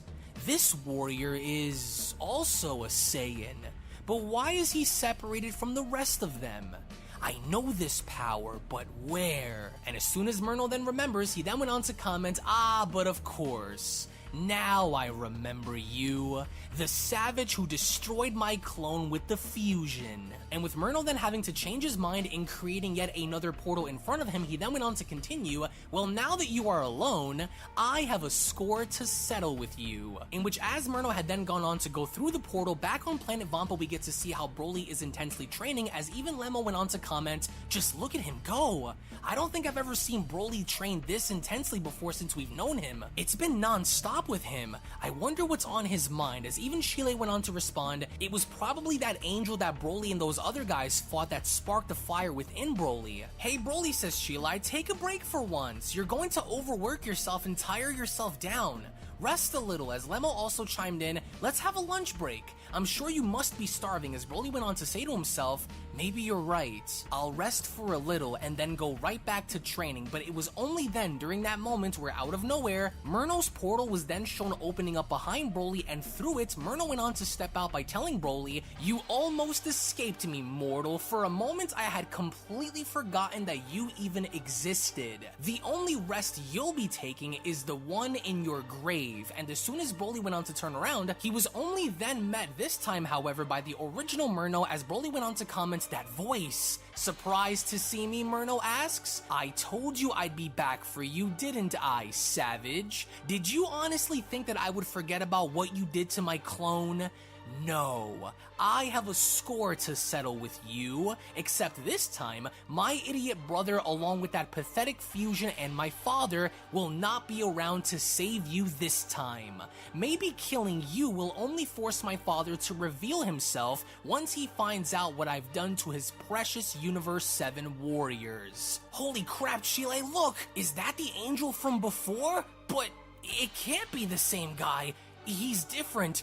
This one is much meaner looking and bigger than the other, as Shile responds, Lemmo, I think it is. This could be what that clone was talking about before. You, says Broly, it's you again. No, I will destroy you this time. And as soon as Broly ends up transforming into his full power Super Saiyan state, Myrno doesn't seem to be amused by Broly having to do this, as Myrno went on to ask, this again? I'm not surprised in the slightest, but I am interested to know what my brother and coward of a father had told you. You wouldn't happen to know what dimension my father and the Omni Kings are in, do you? No. I don't smell their stench coming from you, which means neither Whis or the Grand Minister were here. No matter, I'll just kill you and beat it out of the others. And as soon as Broly ends up charging on in by punching Myrno in the face, that's when Broly went on to shout, I will crush you! But to no avail, because Myrno was not fazed in the least, as Myrno went on to comment, a glutton for punishment I am. I will enjoy shredding you to pieces. Away with you. And as soon as Myrno went on to glare directly at Broly in sending him flying backwards, the sheer force and pressure of Myrno's glare had sent Broly flying so far back that neither Lemmo or Shile could believe as to what the heck has just happened, because Myrno didn't even touch him and Broly was already sent flying nearly off the planet, as Lemmo went on to ask, what just happened, Shile? He didn't even touch him and he sent Broly flying back like that. Lemmo, this is bad, Shile says. This is really bad. I don't even think we have any other ways of reaching those other guys for any kind of help, asks Myrno. There will be no help for the three of you here today. Not for you or him. And Shile and Lemmo are petrified, as Myrno then went on to continue, you weaklings have been allowed to live your lives freely without a care in the world, bound by nothing and given the chance to become whatever it is that you would like to be. And despite that fact, you choose to be slaves. You both hold a special place in that monster's heart, don't you? I once held a special place as well, until jealousy resulted in my exile. You there, Myrno went on to point out, as he slowly then began to lift Lemmo's body off the ground. He then continues, we'll start with you first. Come to me. And as Broly is shown slowly trying to sit back up, he then went on to comment, no, Lemmo, it baffles me that creatures as weak and frail as you were allowed to remain. You did nothing with your life but wasted. As tears begin to fill Shilai's eyes, that's when she went on to cry out, Mister, please, don't do this, please. He has nothing to do with any of this. Don't hurt him. Oh, but he has more to do with this than you think, Murno says. Every single one of you do. I am both the judge and the executioner, and your execution has come. Now die. And as soon as a small blast is then shown having to exit Murno's finger, there was absolutely nothing that Lemmo could do to free himself in this, as Lemmo went on to cry out, Broly, please help me! As it was only then, right then and there, during that moment where Murno had gone on to kill Lemmo right before both Broly and Shilai's eyes, in such a way that as Murno went on to look up by smiling, he then went on to comment, useless pig, where is your god of destruction and guardian angel to save you now? A feeling all too familiar, Murno says. Lemmo, Broly utters. Now then, which one of you is next? And the pain of loss is so powerful with Broly that after having to witness Lemmo literally die right before him, Broly then went on to reignite the powers of Super Saiyan 3 by powering up in such a ferocious way that even Murno went on to acknowledge this by responding, I remember this form. This was just what I wanted to see from you, mortal. It gives me all the reason to kill you at your absolute best. Do you think the Destroyer will come for you? Will my brother come to your aid? Will my father reveal himself and stop me? Hurts, doesn't it, creature, Murno says. Now, let us continue. With absolute rage having to take over Broly's mind and heart, Murno even then was not Well, we backing found a down match. as Murno went on to Should start in comment, a minute do or you so. remember what it felt like to lose before my brother and father stepped in to help you disgusting mortals destroy my clone? You are about to experience that again. I have many sights to show you, Murno adds. The first being to show you how embarrassing your power is compared to mine. Maybe you'll get lucky this time around and the Grand Minister will save you again. Wouldn't you like for that to happen? And Broly was not having it, because from there, Broly was not looking to chit-chat, especially after having to watch his friend die, as Broly went on to shout, you killed my friend! Die! But to no avail, because as soon as Broly went on the attack, there was a massive barrier that went on to cover Murno, as Murno went on to ask, and you're supposed to be powerful? What's the matter, Murno asks? Is my barrier too strong for you to break? The gods watched over weaklings like you over siding with me? Pathetic, Murno says, and once again with one simple glare, Broly's body was trembling, because that's all Murno Took like needed to 22 do, minutes as he to went find on that. to send Broly's body flying not only out into the distance, but through several different canyons and mountains, as Broly's body is just breaking through everything. And as it is, Murno then went on to continue, I swore I'd get my revenge on you mortals, didn't I? Torturing you mortals has become something of a sport for me. To watch you cry out in agony while you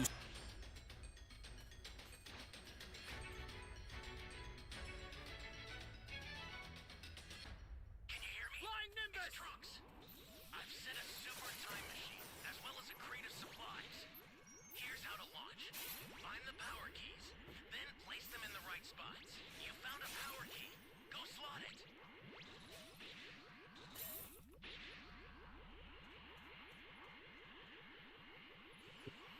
I was just going that way too.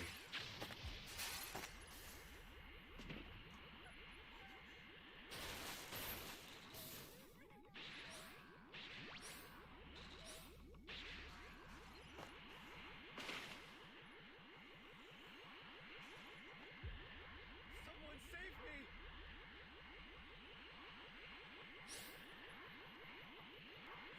That's a new power key. Place it now. This guy transformed pretty quick.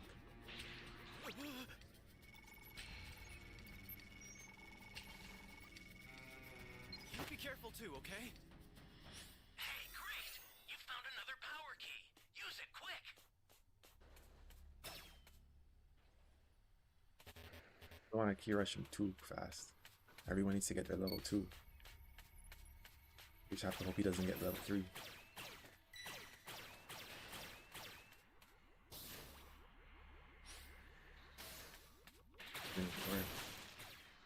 Flying Nimbus!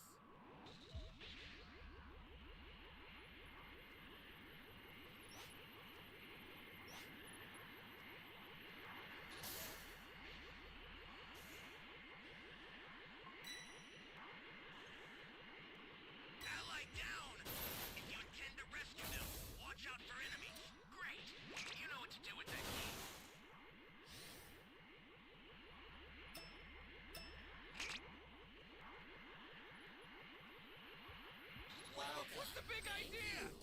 Close.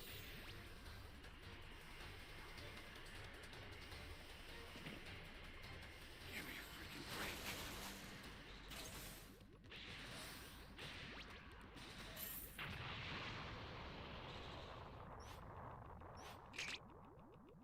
You guy.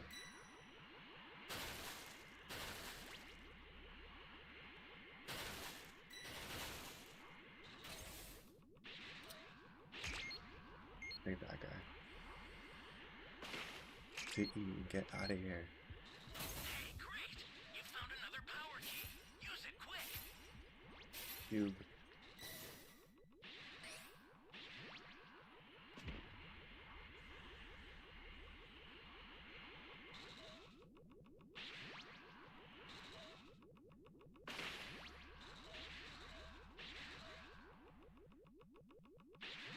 Yeah, I see where this guy is right now.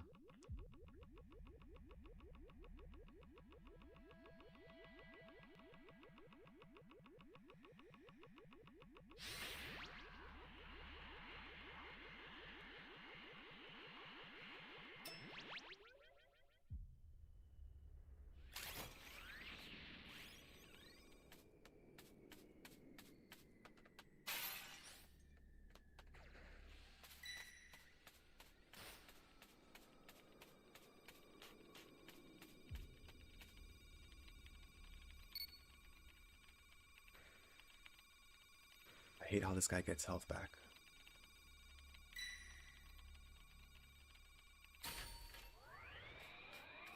Flying Nimbus!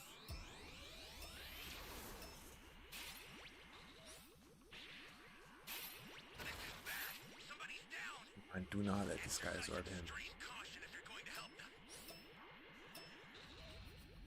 Honestly, I'm done with this game after this match, bro. I'm gonna just watch the manga and then we're going to bed. Play no more.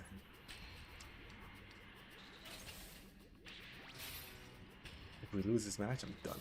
I'm done for the night.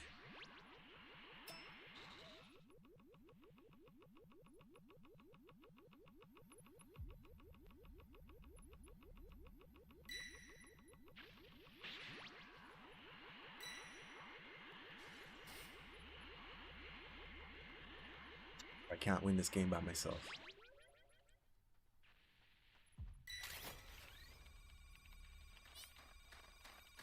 The E key needs to be set and I'm the only one setting it. Access the startup system from the central area. Just a little more to go. Be common sense to jump Majin Buu while he was level 2. Tend to rescue them. Watch out for enemies. No one wanted to fight. It makes no sense to fight these raiders while they're level 3 and level 4. Flying Nimbus!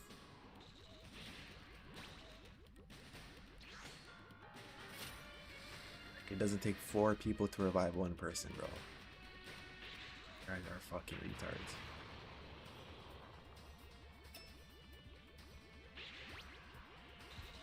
Holy hell. I sent you a silver transmitter. Use it to hold the enemy back.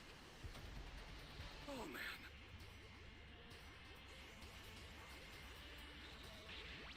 This is bad. Somebody's down. Exercise extreme caution if you're going to help them. Ally.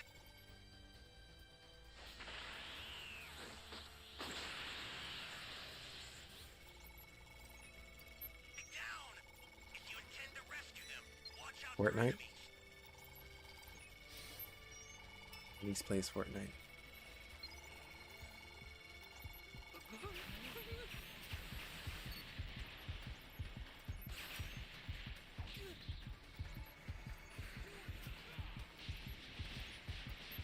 Come on, level 3, where you at?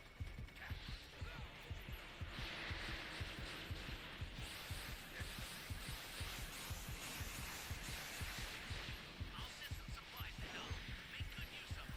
And the supplies chunks. I need 1 cube.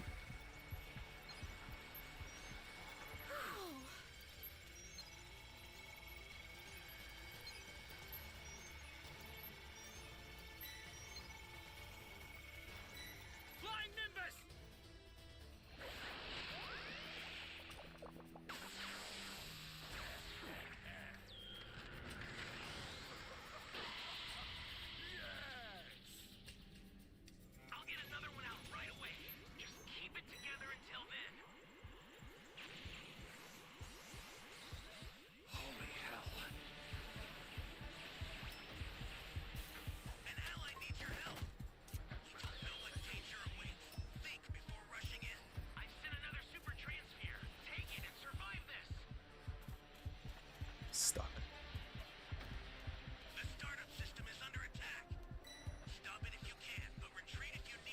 bro. Flying Nimbus!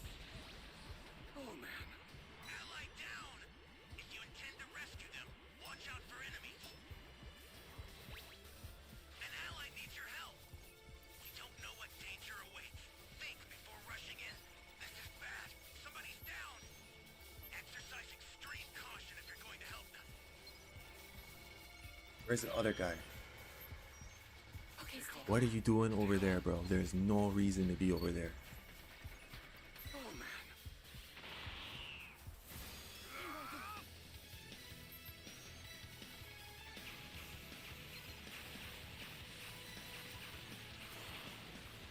I'm trying to grab the transfer.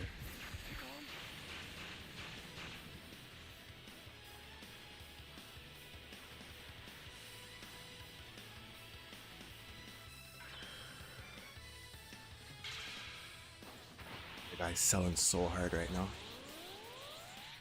There's no reason to be over there.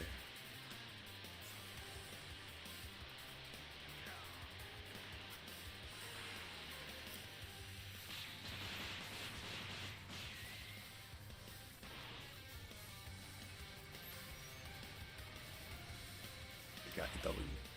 I swear, if we lost this match, I was about to turn the game off, bro. Fucking loser ass teammates.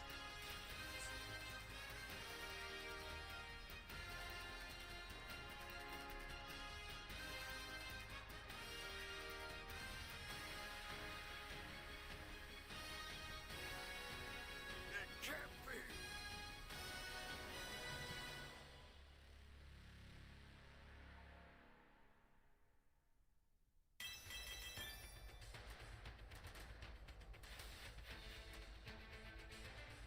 He was only level 4.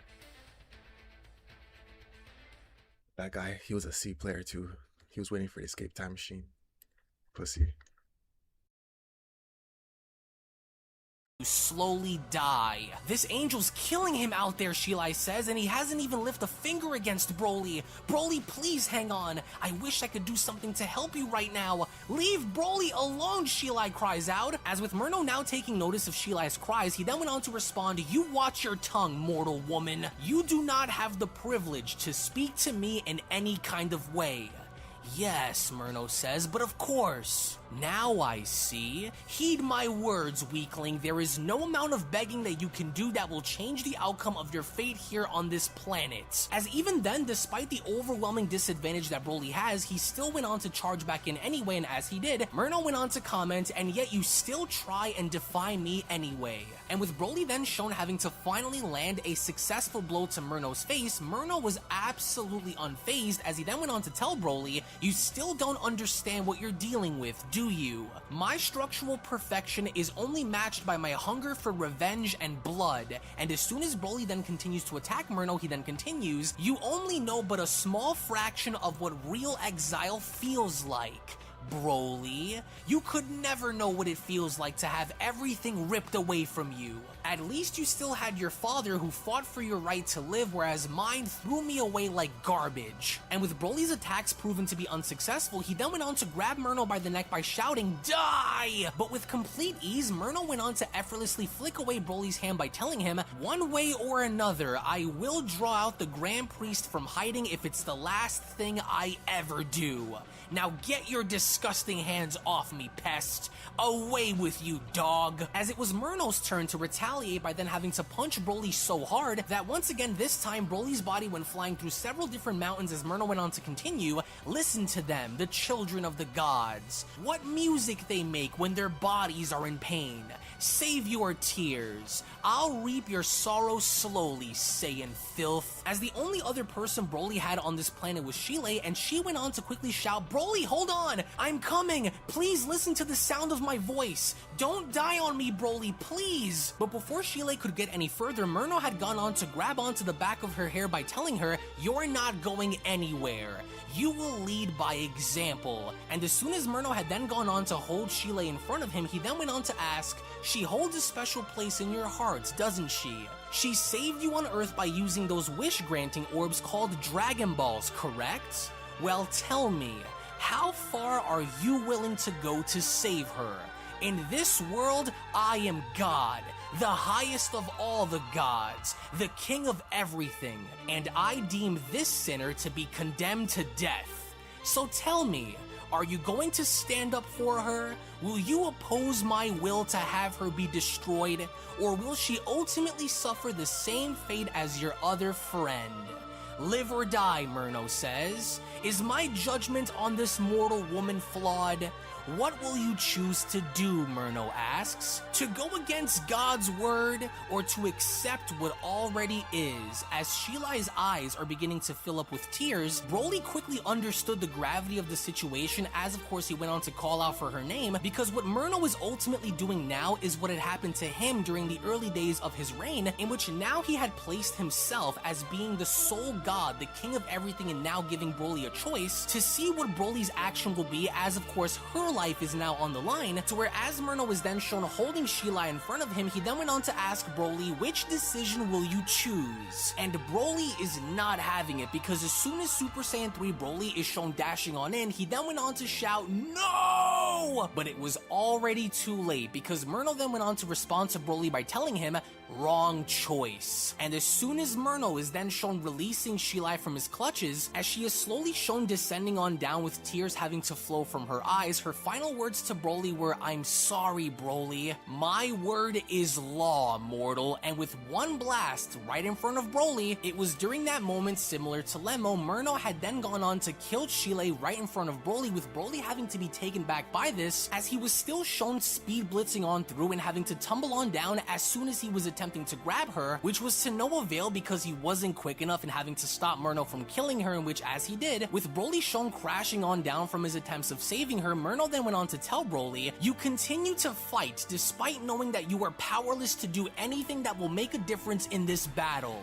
She trusted you, mortal. These feeble creatures depended on you when they were vulnerable, and you let them both down. Yet what's even more is opposing my judgment.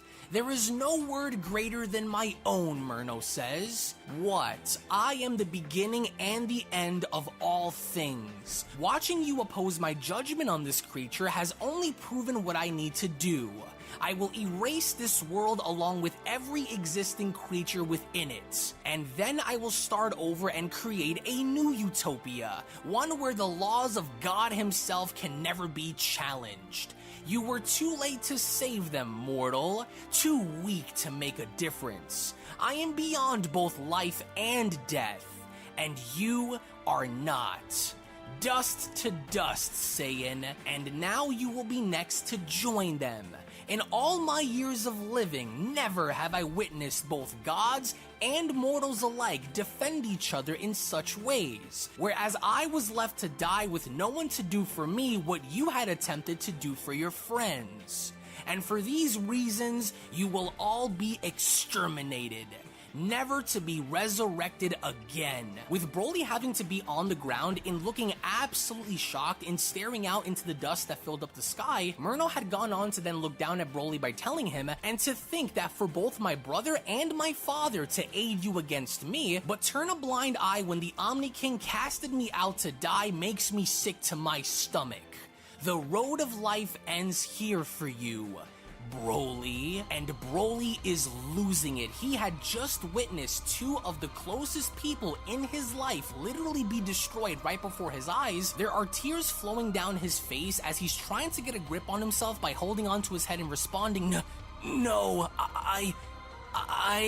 Shilai." With everything now seemingly having to hit Broly all at once, with Broly shown collapsing, his entire body seems to be glowing, he's clutching onto his head, he's trying to do the best he can to control himself as he went on to then shout, "No!" As in a fit of rage and sorrow, during that moment, Broly once again went on to erupt with power as Murno went on to comment, "This again? Then it shall be. One last stand against death itself." And Broly is not letting up, because with such fury, Broly is now raising his battle power up so much so that everyone now even back on Earth are beginning to feel this, as Goku comments, "Whoa, Vegeta, that power. Yes, I can feel it all the way from here," he says.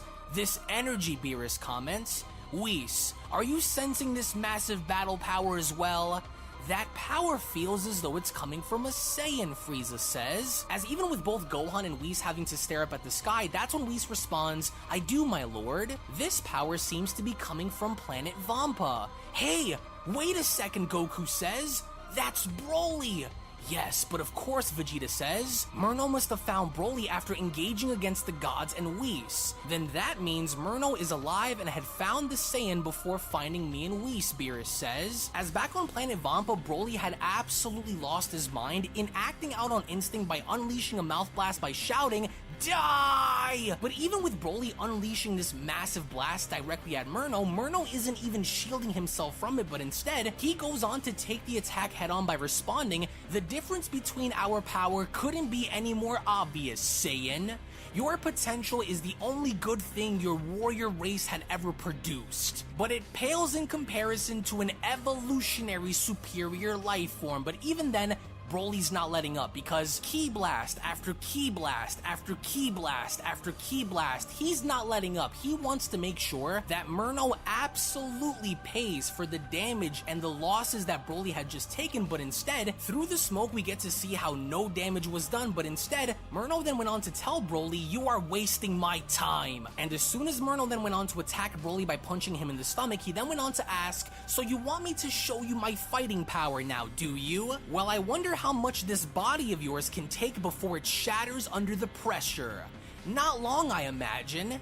Here, how about this?" And with a few simple punches to the gut, we then get to see how with a few simple strikes, including one in particular that went on to hit Broly with such force, that Murno had gone on to punch and impale Broly through the stomach. That's when Murno went on to tell him, "You and I could never be equals, fool." As you can only imagine the amount of pressure, the amount of pain that Broly is going through, because as Murno's fist had made contact in impaling Broly right through the stomach, as quickly as it happened, Broly had then reverted right back down to his base form and coughing up blood as Murno went on to tell him, "That's right.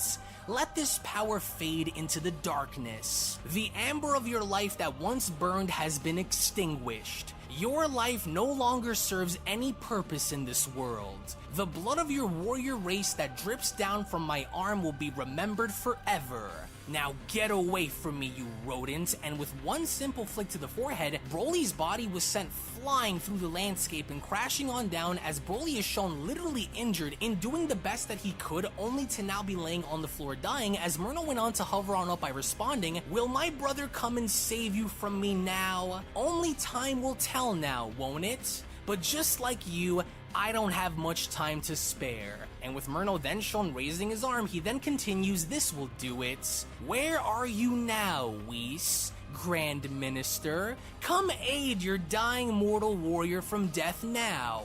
Just try it. This will end everything." With Broly now left helpless on the ground with tears having to be shown filling up his eyes, with Broly having to look on up, he then went on to respond, "Lemo, Shilai, I'm sorry." "Behold, feeble animal," Murno says, "the last thing your eyes will ever see. This is payback for what you and those other Saiyans along with Whis and my father had done to my clone. Time's up," Murno says. As meanwhile back on Earth, Goku had then came up with a plan and having to tell everyone his energy is dropping off and it's dropping off fast. "Listen, I'm going to grab him as fast as I can and bring him here with us. If both of our powers suddenly drops off, then you know what happened," Goku says. Which in this moment, Murno had not hesitated in launching this gigantic blast down by telling Broly, "Your life was only but a brief memory. Now perish and be forgotten." "Damn it," Goku says. "Hang on, Broly. Stay with me. There. Hang on. I'm coming." Because in this moment, Goku was trying to do his best in using the instant transmission and getting to planet Vampa, in which, as he did, he had just barely managed to scrape on by, and finally finding Broly by responding, "Broly, what did he do to you? Hang on. We're going back to Earth. Don't die on me." And with Goku shown struggling to lock back on Earth, he then responds, Come on, I'm shaking. This energy blast is about to connect.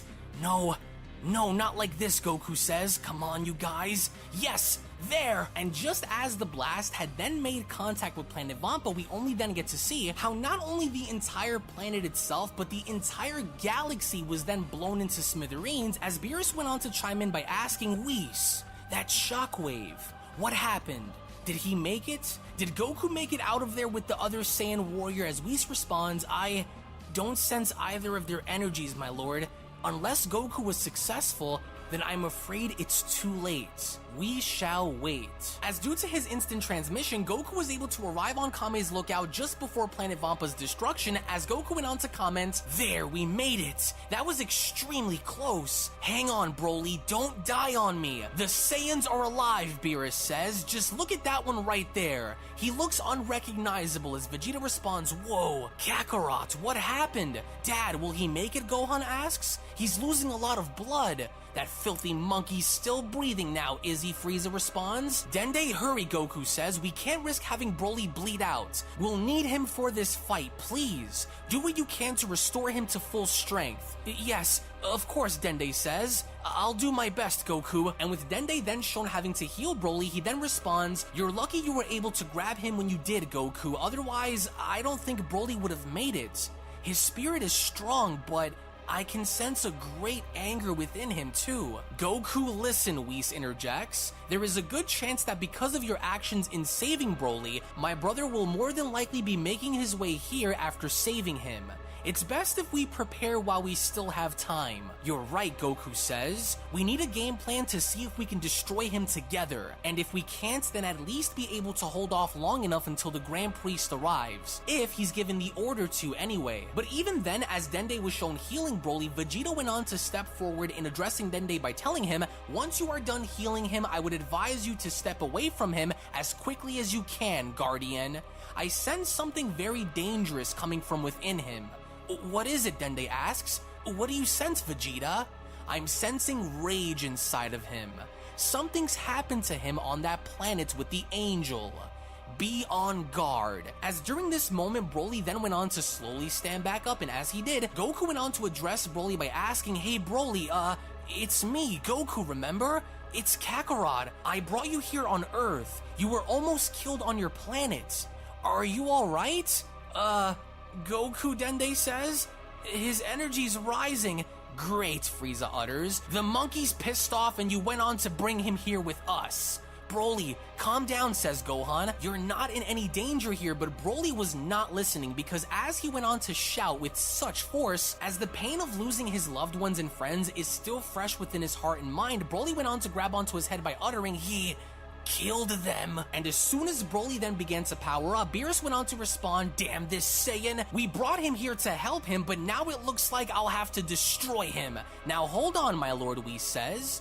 "Look, he seems to be in a great amount of pain and grief." And as soon as Broly is then shown slowly descending on down to the floor, Whis was correct in his assumption as Broly comments, "He took them. I wasn't strong enough to save them," Broly says. "He ripped them both away from me." As in a frustrated state of mind, you can see the tears flowing down from Broly's face as Goku went on to comment, "He's really unstable, Vegeta. He's probably referring to his friends that were with him on planet Vampa. We don't need any more enemies, Kakarot. We need to keep an eye on him and make sure that he knows who the real enemy is here." But then, out of nowhere, a very familiar voice went on to interject as the voice went on to ask, "Gathering an army to oppose me now, are you?" As everyone during that moment had been caught off guard, as the voice went on to continue, "Did you honestly think that I wasn't going to find you? So many familiar faces, so many fond memories with you all. Hiding amongst mortals now, are we, Whis? I knew the two of you wouldn't get very far." And as a portal is then shown opening up in the sky, Murno's voice went on to then continue, "Death is the only adventure you creatures have left to experience. This universe was the most troublesome of the bunch, so perhaps I will make this worth my while since I'm here. I promised you all that I would return, didn't I? Only this time, it will not be as you remembered me from before. The body and power that I currently wield is beyond your simple understanding. Even for you, Whis. You should know better than anyone of what your bigger brother is capable of. That fast? Kakarot, he's here. Damn it, look, that portal. I see it too, Vegeta. We aren't even ready yet for him. He wasted no time in coming here either. Is that him? Piccolo asks. What terrifying power I'm sensing. What? Frieza utters. That can't be the same angel, curse him. As through this portal, a silhouette of Murno is then shown stepping through, as Murno went on to continue, surprised to see me so soon? There is much debt that needs to be paid here with you all, and you are all going to pay it. Each and every single last one of you. And as Murno was then finally shown having to step out, Murno went on to observe the situation at hand by looking down below and commenting, "I've gotta give it to you, Whis. I wasn't expecting for you to remember, let alone even use one of our angelic vanishing techniques to escape me. But rest assured that you will not be escaping me again. Look at you all, rounded up like cattle, ready to be slaughtered alive by its master. Gods of destruction and angels being assisted and assisting mortals to battle another angelic life form. Look what you've done, Father. How bad you have corrupted history." Is that Murno? Goku asks. Whoa, he looks so much different than he did before. His body, his voice, his power. My body's shaking. That's him, Kakarot. Just his presence alone is sending chills down my spine. We have no choice but to do what we can at this point. As Murno continues, "I knew I saw you a few minutes ago on that backwater planet. You will pay dearly for saving that Saiyan's life. Goku. Saiyans, listen to me, Whis says. If there was ever a time for you to let go and use all of the power you have, now is that time. We are to stick and move as one if we hope to stand any chance of stopping him as we are. We need to stay together." But Frieza, on the other hand, had different plans, as Frieza went on to comment, "And just who do these fools think I am to be taking orders from them? Teamwork just isn't my style. So this is the original, is it? He doesn't look so tough." "You," Broly says, "I will make you pay." "Do you want to know what I'm about to do to you all?" Murno asks. "First, I will beat your near-lifeless bodies into submission. Then I will dismember your limbs before coating this planet in your blood. I know the Grand Minister is watching, waiting, but when he arrives, it will already be too late. You will all be dead, and he will be the final nail that will be driven into this forgotten coffin." "This is it, you guys," Goku says. "Frieza, do you remember what we talked about inside? Merge with Majin Buu and use all of your full power as a means of support. Your merged power will stand a much better chance against him than how you guys are right now." But then, right before Goku could finish, Frieza went on to interrupt Goku by telling him, "I'm afraid this little plan of yours just doesn't sit well with me, monkey. I have a better idea," with Vegeta asking, "What are you doing, you idiot? What better idea?" As it was during this moment where Frieza went on to transform into his true golden form in going into business for himself by responding, "You disgusting angelic reject. As if I will ever allow for you to stain my name like you did before. I'm going to be the one to kill you, and with this power, I will do it alone. By my hands," Frieza says. "You will know the terror that is of Frieza." As without even batting an eye, that was when Golden Frieza went on to charge directly up at Murno as Goku went on to shout, "What are you doing? No! Don't do this, Frieza!" "Wait, what the heck is Frieza doing?" Gohan asks. "This wasn't a part of the plan. Has he lost his mind?" "Damn you, Frieza," Beerus shouts. "Why does it always have to be you? I'm going to erase you if he doesn't." And it was only then, during that moment, where true Golden Frieza had went on to connect a thunderous shot to Murno's face, but unfortunately for Frieza, it had proven to be ineffective, with Frieza asking, "What? He didn't move. Why, you?" As even then, Frieza is not letting up, nor is he backing down, because Frieza had then continued in attacking Murno by kicking him, punching him, but once again, to no avail, as even with Frieza shown punching Murno, Murno wasn't even phased in the slightest, as Murno went on to look down by responding, "I hope Father is by your side, Whis. You're going to need him more than ever if you hope to kill me with weaklings like this by your side. You'll be joining the others very shortly." "He didn't even blink," Frieza says. "Just what the heck is going on here? Why does your body feel so dense? Curse you, angel or not, I am the mightiest. and I will not be embarrassed by you again. And as Murno is then shown slowly turning towards Frieza, he then went on to respond, your power is laughable. A so-called emperor with no empire to rule over. And what are you supposed to be referred to as? Surely not the strongest among them. I'm not interested in feeding worms. Stand aside and wait your turn, mortal slave. As with one simple swing to Frieza's ribs, Frieza's body was sent flying not only out of Earth's orbit, but Frieza's body had gone on to crash directly into the moon with such tremendous force, as he was not only once again embarrassed by Murno, but he was then rendered unconscious as everyone else was looking on, with Goku then having to ask, did you just see that, Vegeta? He swatted him like a fly, Vegeta says. Serves him right, that idiot. Kakarot, do you feel his aura? His power, I know. I feel it too, Goku says. Damn that Frieza, Beerus responds. Why did you idiots bring him here knowing that he would go into business for himself? As even Broly was then shown standing up, Broly went on to utter, you've taken everything from me. I will have your head. You've butchered trillions, Goku says. We won't let you have your way with this universe or any other, Murno. This is it, everyone. It's time. And what do you hope to do that will stop me from butchering trillions more, Goku? You think I don't know? You've all been training for me and preparing yourselves for this, haven't you? I can feel the difference in your spirits from when I first met you.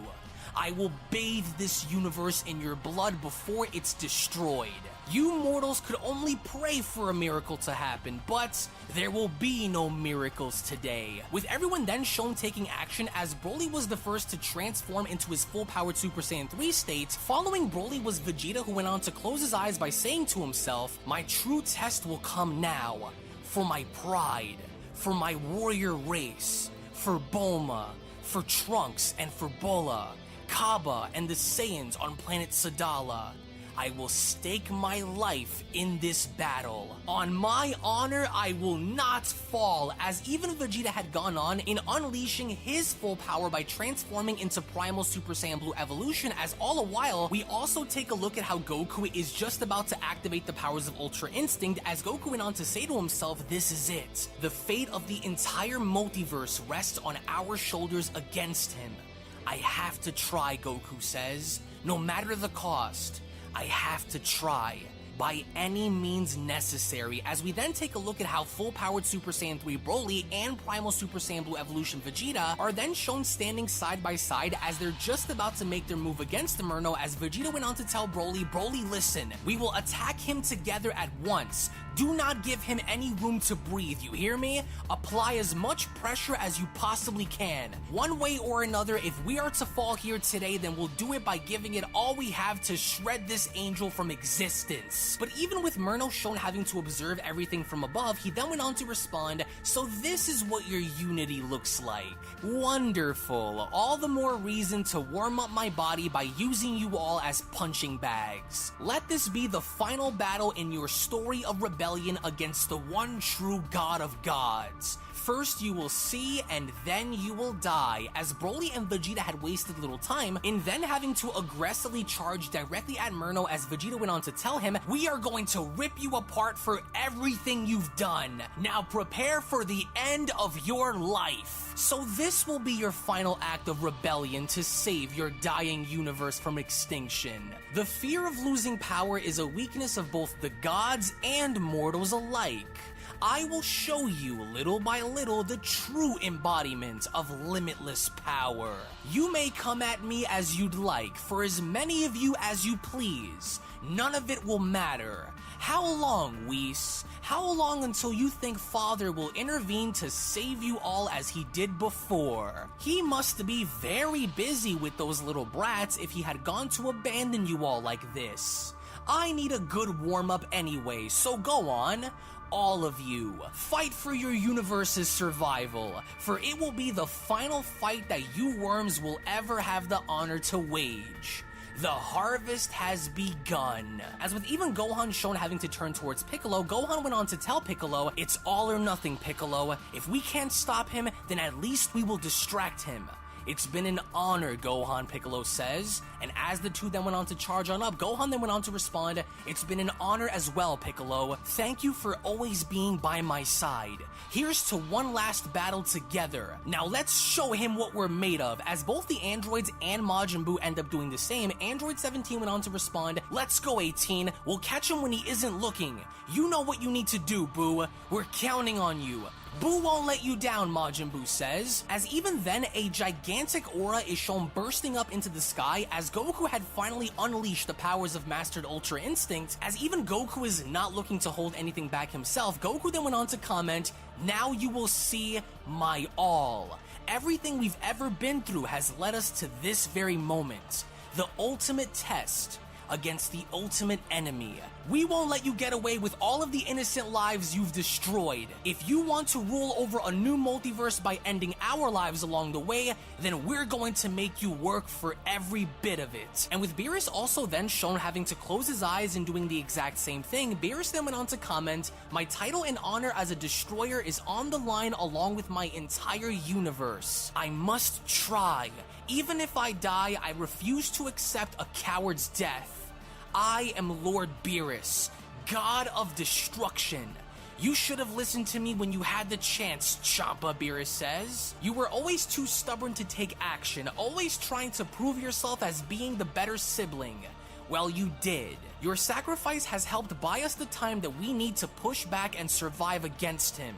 I promise to bring you back when it's all over, Beerus says. And as soon as Beerus is then shown opening his eyes, we then see how Beerus had once again tapped into the powers of Ultra Instinct, as Beerus was also ready to lay down his life on the line by then continuing, the angelic technique merged with the power of a god. My training is complete. I stand as the only destroyer to wield such a power, and with it, I will use everything to destroy you, Beerus says. As we then only see how both Mastered Ultra Instinct Beerus and Mastered Ultra Instinct Goku are then shown side by side and looking up, Goku went on to ask, so you've mastered Ultra Instinct too, huh, Lord Beerus?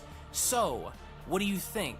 Do you think we can find an opening on this guy? With Beerus responding no, but we'll never truly know unless you give it your all, Saiyan. On my go. Pay attention. As we then observe how full-powered Super Saiyan 3 Broly is shown charging on in, Murno had already recognized the entire situation at hand as Murno went on to respond, I want you to know that this anger of yours will not be what brings your friends back from the dead, mortal. This time, I promise you will not escape. And as soon as Broly is shown taking a shot as Murno went on to move out of the way, Murno continued to pester Broly on by telling him, you have already forfeited your life the moment you stood across to oppose me, beast. As it was due to Broly's overwhelming speed in moving towards Murno in such a way that as soon as Murno had moved over to the side and causing Broly to go flying right past him, out of nowhere Primal Super Saiyan Blue Evolution Vegeta made his way behind Murno as he then went on to address Murno by telling him, you're going to regret coming back. This time you won't get away from me, as if I would have any reason to run away from you,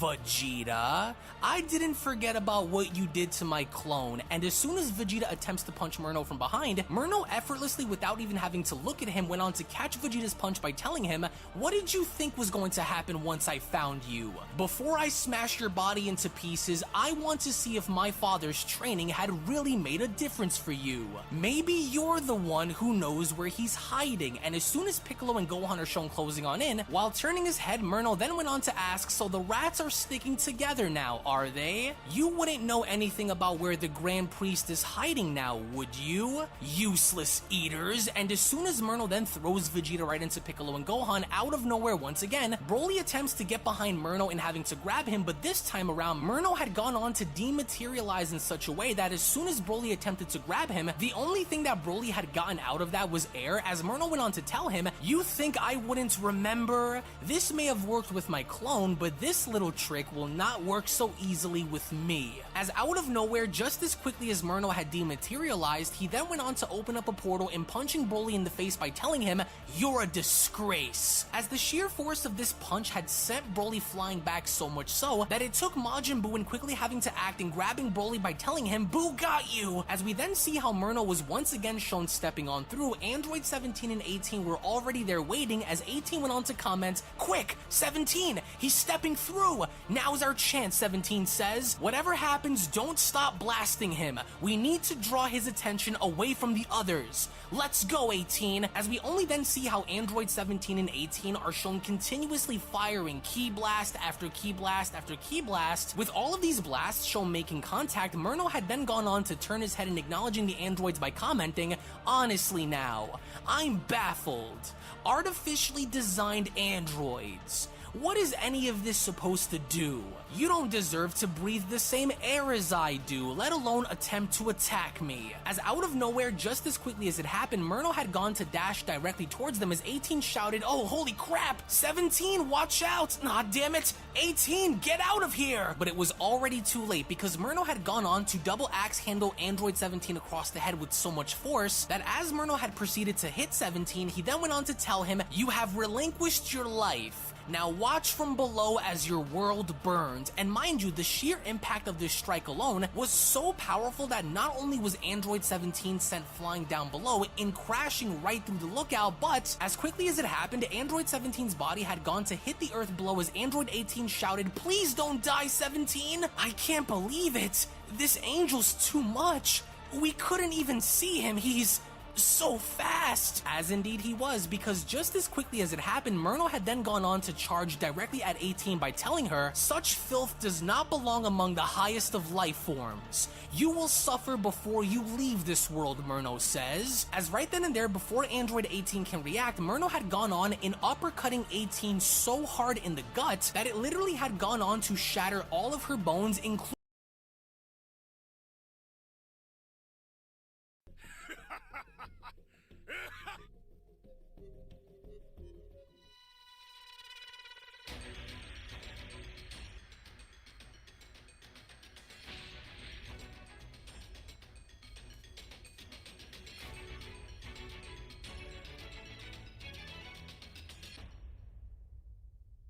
Can you hear me? Flying Nimbus! Trunks! I've set a super time machine, as well as a crate of supplies. Here's how to launch. Find the power keys, then place them in the right spot.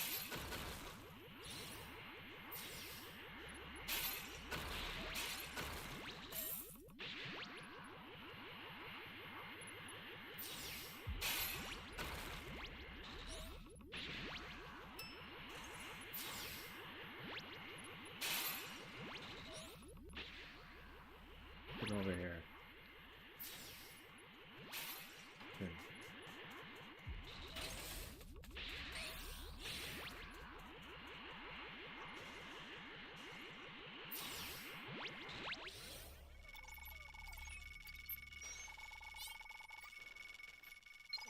Thanks.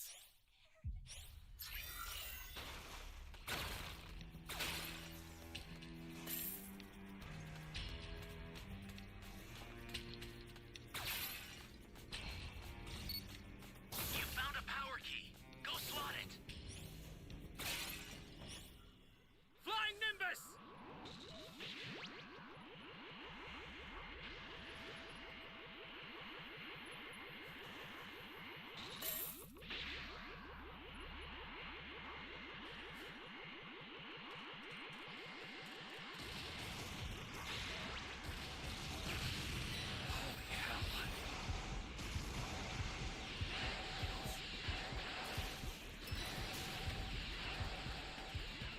Oh man.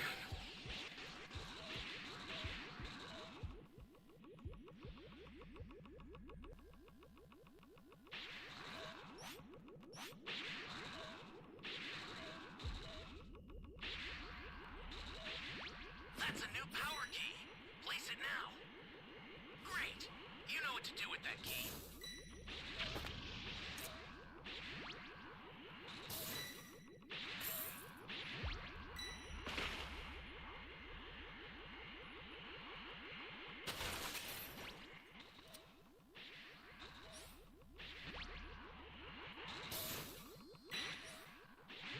An ally needs your help. Don't know what danger awaits. Think before rushing in. That's a new power key. Place it now. Hey, great. You found another Well, we found all power the keys. Use it quick.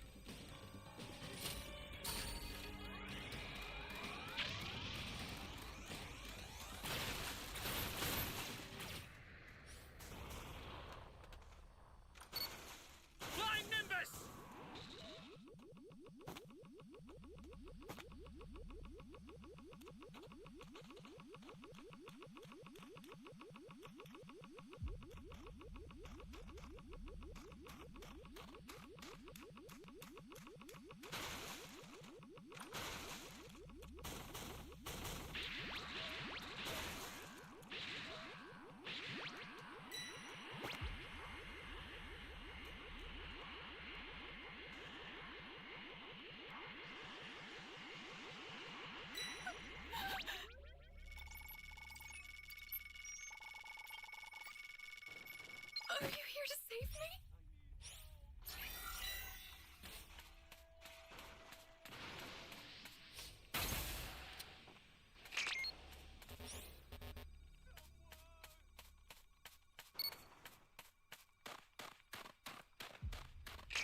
Ally down! If you intend to I rescue think them, there's someone in watch that out cave. for enemies. Nimbus!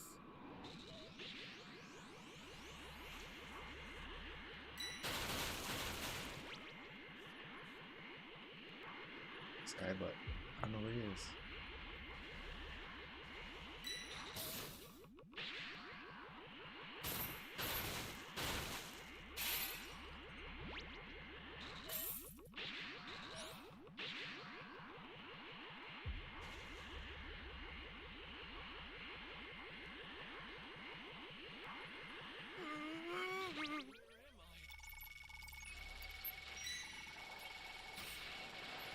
The startup system for the super time machine is ready. Head there now.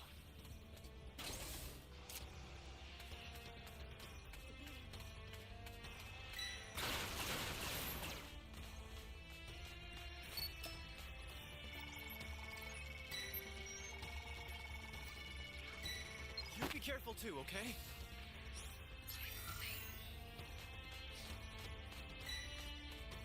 Flying Nimbus!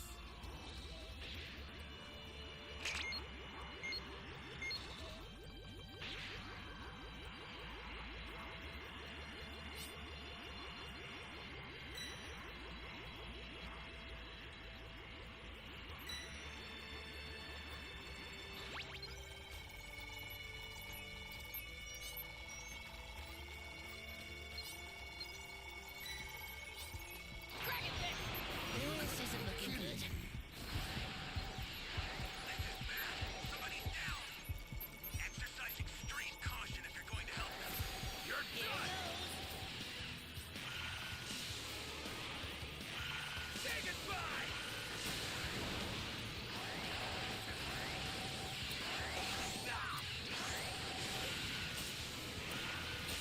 Let's go!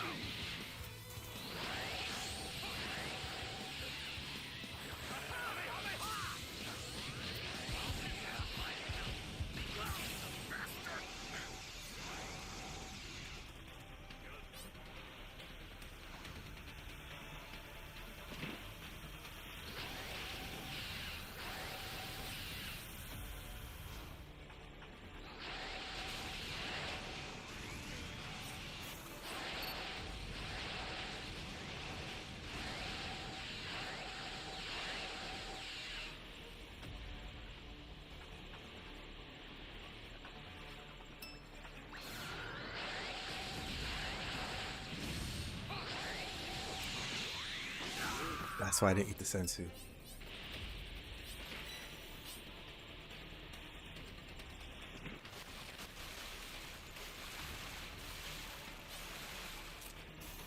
Be more careful from now on.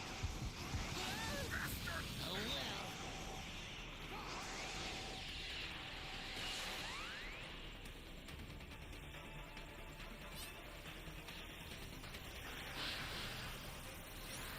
You've got all 7 Dragon Balls.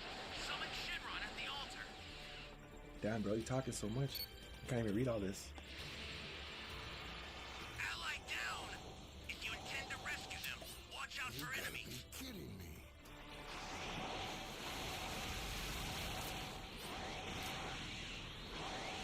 Biden.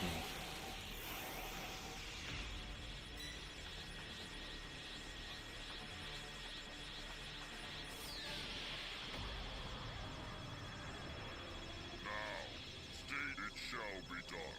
I will grant your wish. can't read all that right now.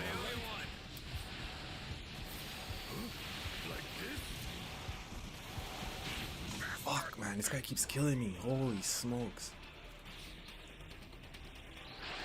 It's like this guy's going out of his way to make sure I fucking die. Trying to get on that time machine.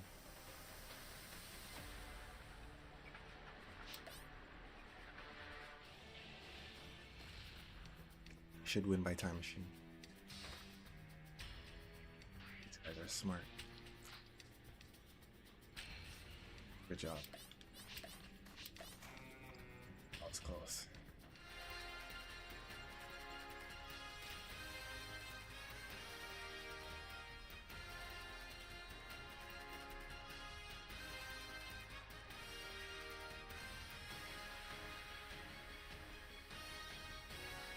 What is this?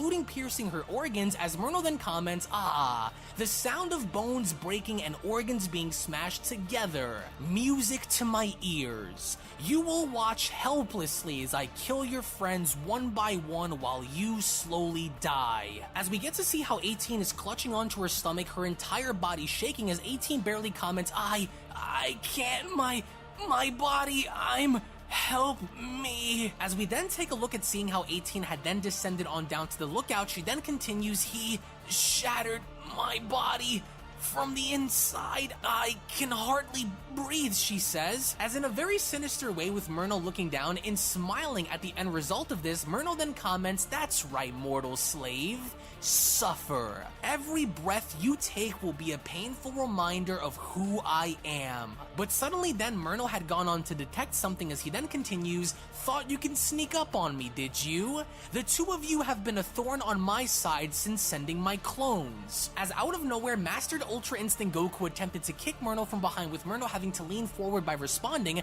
"I haven't forgotten about you, mortal warrior. No amount of improvement will come close to closing the gap between us. As it goes for you as well." As Mastered Ultra Instinct Beerus attempted to do the same thing by punching Myrtle from behind and missing, it was painfully clear during this moment that Myrtle had proven to be simply too fast for our heroes, as Myrtle then went on to continue, "Leaving your brother to die while you fled, coward. We'll just have to see about that," Goku says. And as soon as Goku had finally then managed to connect the punch to Myrtle's face, Goku then went on to tell him, "We didn't forget about you. If you think getting rid of us will be that easy, then you have another thing coming."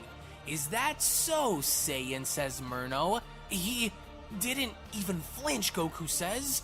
"His body, what's his body made of?" As Myrtle then had gone on and grabbing onto Goku's punch and slowly removing his fist from his face, he then went on to tell him, "That one actually stung, but stinging me won't do you anything." As back down on Kame's lookout, as Goku has Myrtle preoccupied, then they went on to heal 18 by telling her, "Don't worry, 18, please don't move. I won't let you die on us. This is far worse than I thought," he says. "Please don't die on me. Hang in there. What an undeserving worm you are to be wielding the power of the angels," Myrtle says. Another example of the many mistakes made by the gods that needs to be corrected. Because before you know it, Myrtle had gone on to retaliate by punching Goku in the face by telling him, "This is but a glimpse of what real power feels like." As with one strike to Goku's face, Goku's body was sent flying on down and going through Kame's lookout and onto the earth below, which was eerily similar to Android 17, with Goku making his way down. Dende went on to quickly turn around and asking, "Was that Goku?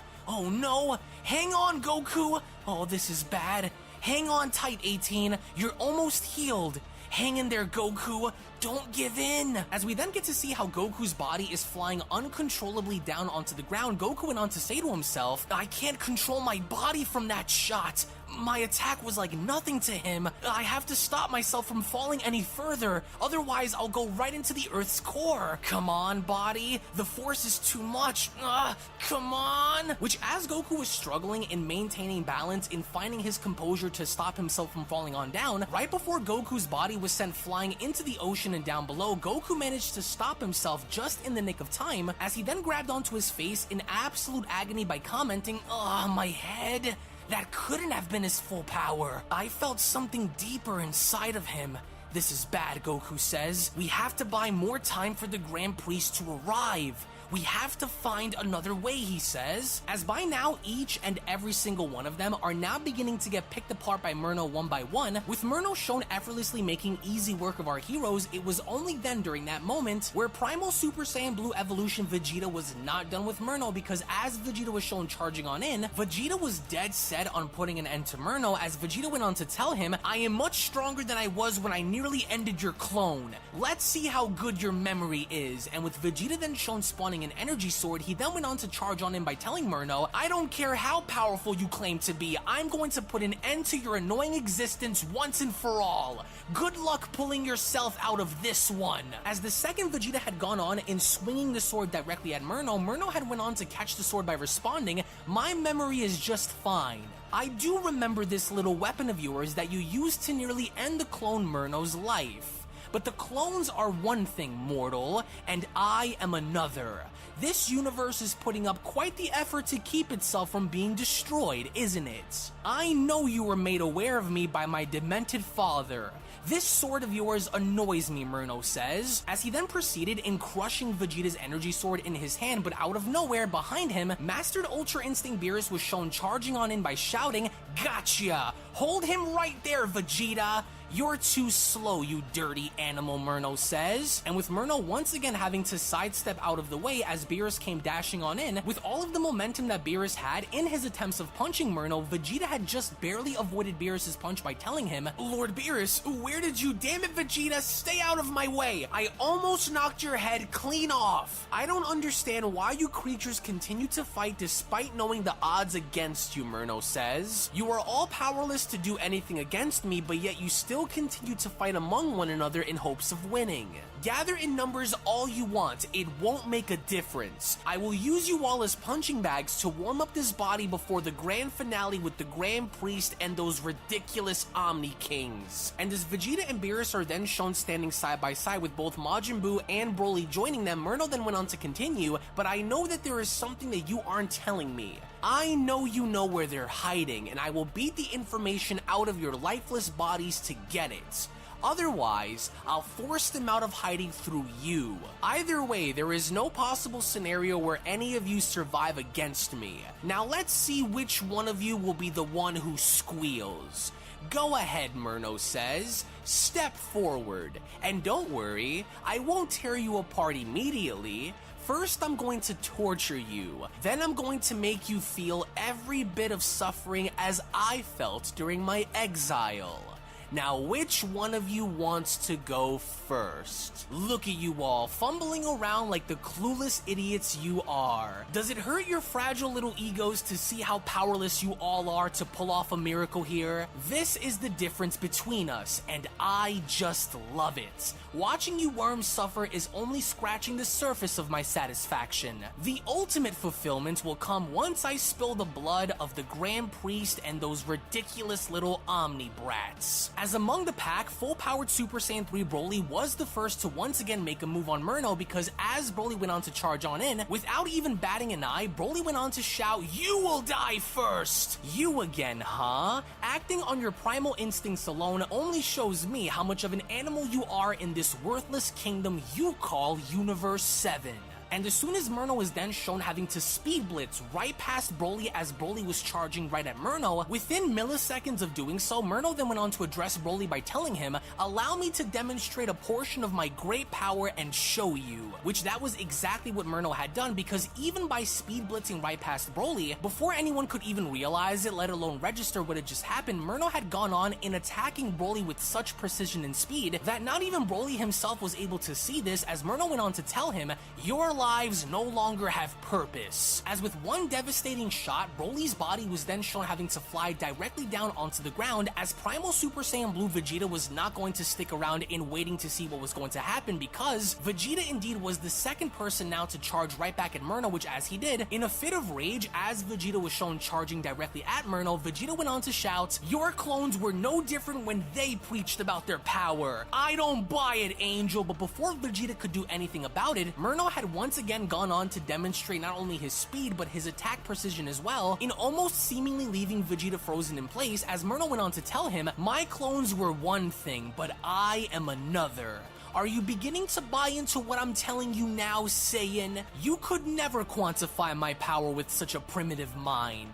My power was forged through eons of training with that grand traitor. I could kill you right now if I wanted to, Vegeta. But first I want to torture you before bleeding your bodies dry, especially since I know that they are watching. Will they save you in time, or will you die in vain like the rest of them?" And as Vegeta is quickly then shown powering back down to base form and coughing up blood out of nowhere, Mastered Ultra Instinct Beerus tried to get a sneak attack on Murno by punching him, but with Murno being very cognitively aware of his environment, Murno had proceeded to grab onto Beerus' punch by telling him, "And you, Destroyer, you decided to only take action after learning of my existence. But what were you doing prior to discovering my plan of revenge? You sat around and did absolutely nothing with yourself," Murno says. And as he quickly had then gone on in pulling Beerus away and thrusting him directly into Vegeta, Murno had then went on to continue, "A true waste of space, just like your pathetic brother. Away with you both, slaves!" As even then, with the amount of force that Murno was using, Beerus was thrusted into Vegeta, as both of them were then shown having to make their way down onto the Earth itself, which when taking a look back down on the Earth, we see how Broly is lying in a massive crater, as Broly went on to comment, "My body, I can't lose." As out of nowhere seconds later, both Beerus and Vegeta's body come crashing on down right next to Broly, with Murno himself also shown teleporting down below as well. That's when Murno went on to comment, "And there you three lie, and yet still no Grand Priest to come and save you. I'm surprised," Murno says. "I wonder what you're doing, Father. I know you can hear me, wherever you may be hiding. Are you not going to save these creatures? Or are you scared to suffer as they are suffering right now? Just as I had once suffered," he says. "Multiple universes have been destroyed. You think this universe will be any different? I can feel your energy, but it seems to be coming from everywhere and nowhere at the same time. Are you channeling your life energy into something? You are, aren't you? Yes. I can sense it now," Murno says. "While I was busy hunting these animals down, you used a portion of your life energy to lock the multiverse, didn't you? Now I understand. So you have been taking measures to stop me from achieving my plans after all, weren't you?" But out of nowhere, once again, Mastered Ultra Instinct Goku attempted to attack Murno from behind by telling him, "Yeah, and as long as we're here to stand up against you, you will never live long enough to see the multiverse be destroyed." Still squirming around, I see, Murno says. "Your embarrassing little antics are beginning to annoy me. Come here, mortal. I always found you to be a very interesting creature," Murno says. And as Murno had gone on in simply lifting up his finger and stopping Goku in place, he then went on to continue, "You seem to possess a special kind of privilege that other mortals don't." "What the?" Goku says. "I'm stuck. I can't move." And with Murno then shown having to pull Goku forward, Murno then went on to continue, "I now remember something that only you hold the answer to. Goku, it's not your power that I'm interested in, it's your position in all of this. You seem to be favored by the gods. Very much so," Murno says. "I wonder why that is, creature. You, a lower life form than I. And what makes you so special, Saiyan? If memory serves me correct from the information that my clones have gathered, you are actually in contact with the Grand Minister and the Omni Kings, aren't you? They favor your feeble nature over my own existence. Why? Where are they hiding, Murno asks. The original dimension they reside in cannot be found, which means they've moved. You will tell me where they are, mortal, or I am going to break every last bone in your pathetic mortal body. But even with Goku being frozen in place and not being able to fight back, that's when Goku went on to respond, oh yeah? Well, do your worst. I'm not telling you anything. If you really want to know, then you'll have to beat the information out of me to get it. Then that is exactly what I'm going to do. And with Goku then shown powering right back down to his base form, Murno with complete ease had then gone on in flicking Goku in the forehead by telling him, you should choose your words more carefully. Which when as soon as we see Goku's body having to crash land right next to Beerus, Broly, and Vegeta, Murno then went on to continue, as if you think killing you would be any sort of problem for me.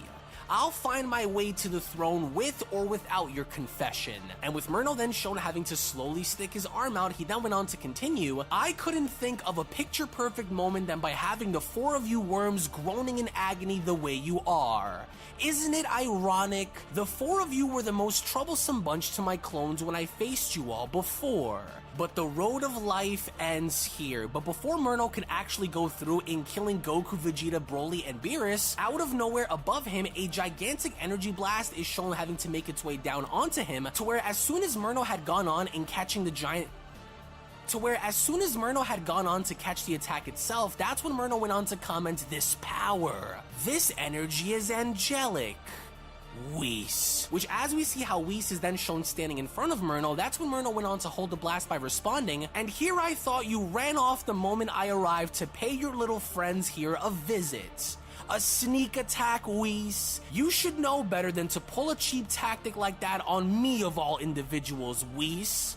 That attack was only a mere distraction, Murno, and it was all I needed, which indeed it was, because as Murno was preoccupied by holding the attack above his head, Whis had momentarily found his opening in connecting a ferocious left hook which sent Murno flying out into the distance, as even with Murno's body shown flying out into the distance as he went on to scream out for Whis' name, Whis had then quickly gone on to spawn his staff and turning his head by telling the others, our battle in the 7th must continue. This war is not yet over. And as Whis stuck his staff out by healing the others, he then went on to tell them, quickly, all of you, rise and engage. There is no telling how much time I managed to buy for us, but we don't have any to waste. But as quickly as it happened, Murno was once again back by having to open up a small portal and grabbing Whis' hand by telling him, no amount of time can save you from me. This is insane, Goku says. How did he recover so quickly? Wait a second. That portal! I have to seal it, Goku says, and that's exactly what Goku tried to do, because while being healed, Goku had gone on to stick his arm out and responding, I can't let him pull Whis in! Ah, come on! His portal is extremely dense! Gotcha, Goku says, as he was lucky enough in sealing Murno's portal before Murno could actually pull Whis in, as we also then see how Murno's shadow clone arm was then severed. This had only then given our heroes the chance they needed to be healed, and standing back up as Goku went on to address everyone by commenting, Lord Beerus, Broly, Vegeta, get up, we can't give in, especially now. He's got to have an opening that we aren't seeing, so we have to keep on trying until something changes here. Curse him, Vegeta says. It's as though he isn't even trying. Fighting him alone isn't cutting it, Beerus says. So you mortals are going to have to work together and attack him at the same time. You're still as green as I remembered you being, little brother, Murno says. As he had finally made his way back onto the battlefield, he then continues, an amateur move to make that you will not be making against me again. Your whereabouts intrigue me. Where were you when this fight began, Murno asks. Surely I'd expect you to aid these creatures, but you didn't. You were in communication with him, weren't you? Yes. I can sense it, Murno says. Just like I sensed his energy surrounding each existing universe. What are you worms scheming? Bring forth the Grand Priest and the Omni Kings before me now. But Whis is not saying anything, so instead, Whis had gone on to quickly get into fighting position by telling his brother, I never took you for a fool, Murno, so I'm not surprised that you would know. But you should be more concerned with the warriors who stand before you and not those who are not present. I swore to defend this universe and the throne with my life. and that's exactly what I'm going to do. As we only then see how Broly had gone on in going back into his full-powered Super Saiyan 3 transformation, Vegeta as well was also shown having to power right back into his primal Super Saiyan Blue evolution form by commenting, "Damn it.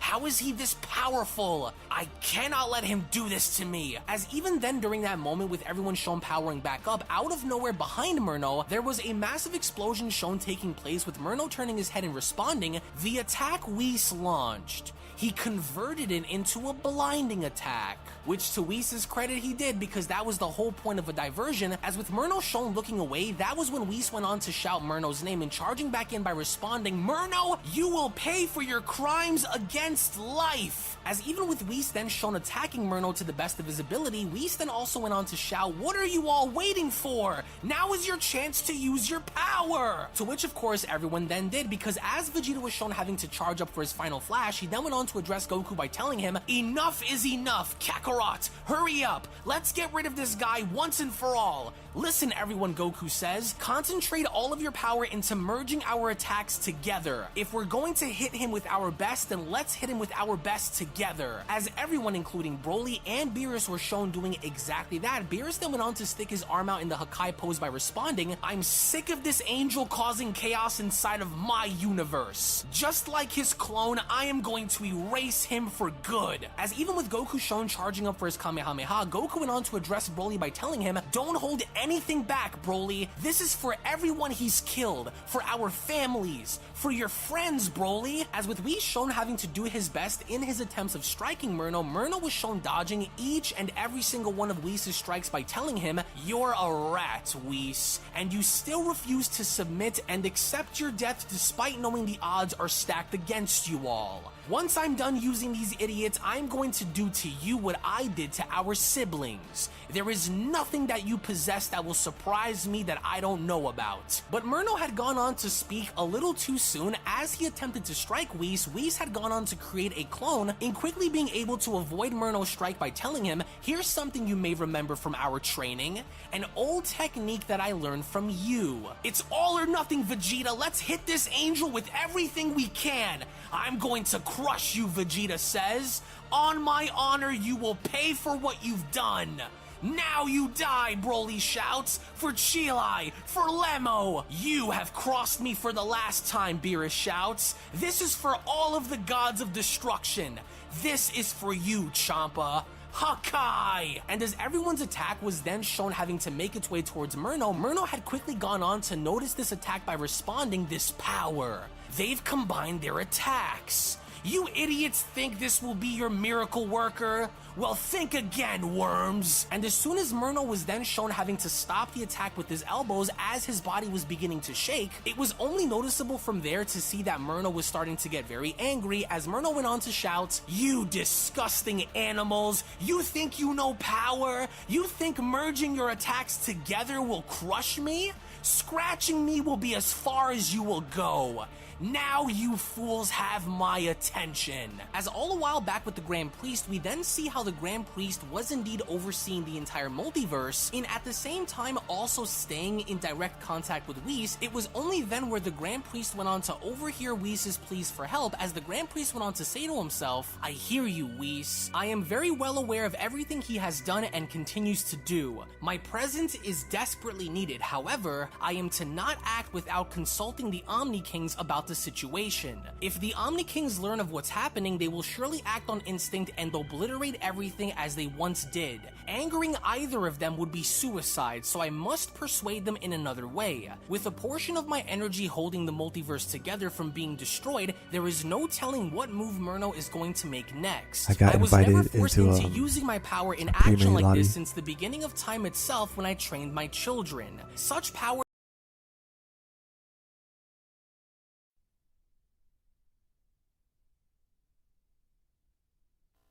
I guess this is the Cool Kids Club. Guess we need one more person. Hopefully the match starts soon.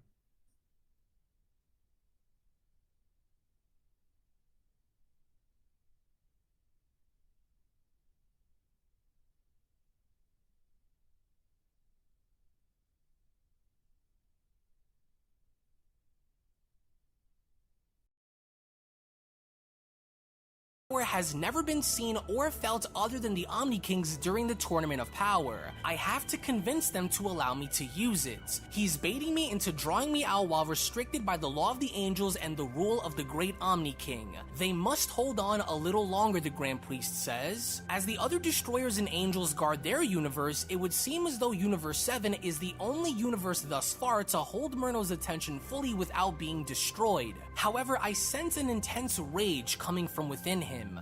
He's reserving himself, the Grand Priest says, for what I can only imagine would be for me.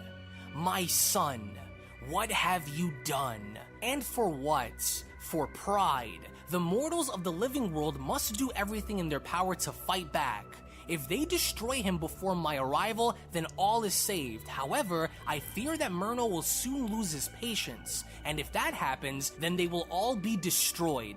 These actions will not go without judgment, the Grand Priest says. With the multiverse sealed and protected from being destroyed, my energy can only hold these universes for so long. It's time to address the Omni Kings about the matter and see if I could convince him to grant me the permission that I need in order to put this matter to rest once and for all. The guards will be made aware, but the Great Kings must not learn of Murno's return through violence. I must talk them into thinking my battle with Murno will be for their entertainment. As all a while back on planet Earth, we then see how Murno had been completely overtaken by everyone's attack in such a way that despite the overwhelming amount of power that Murno might be dealing with, Murno even then refuses to back down as the blast itself is shown making its way ever so deeper into outer space. Meanwhile, back on Earth, we then oversee a massive crater that was left following the attack as Goku went on to comment, "What power! Great work, everyone! If we didn't combine our attacks, everything would have been destroyed." As with Broly shown huffing and puffing, trying to catch his breath just as Vegeta and Beerus are, Vegeta then went on to put this into question by asking, Do you think it worked? There's no way anyone could have possibly survived an attack like that, with Beerus responding,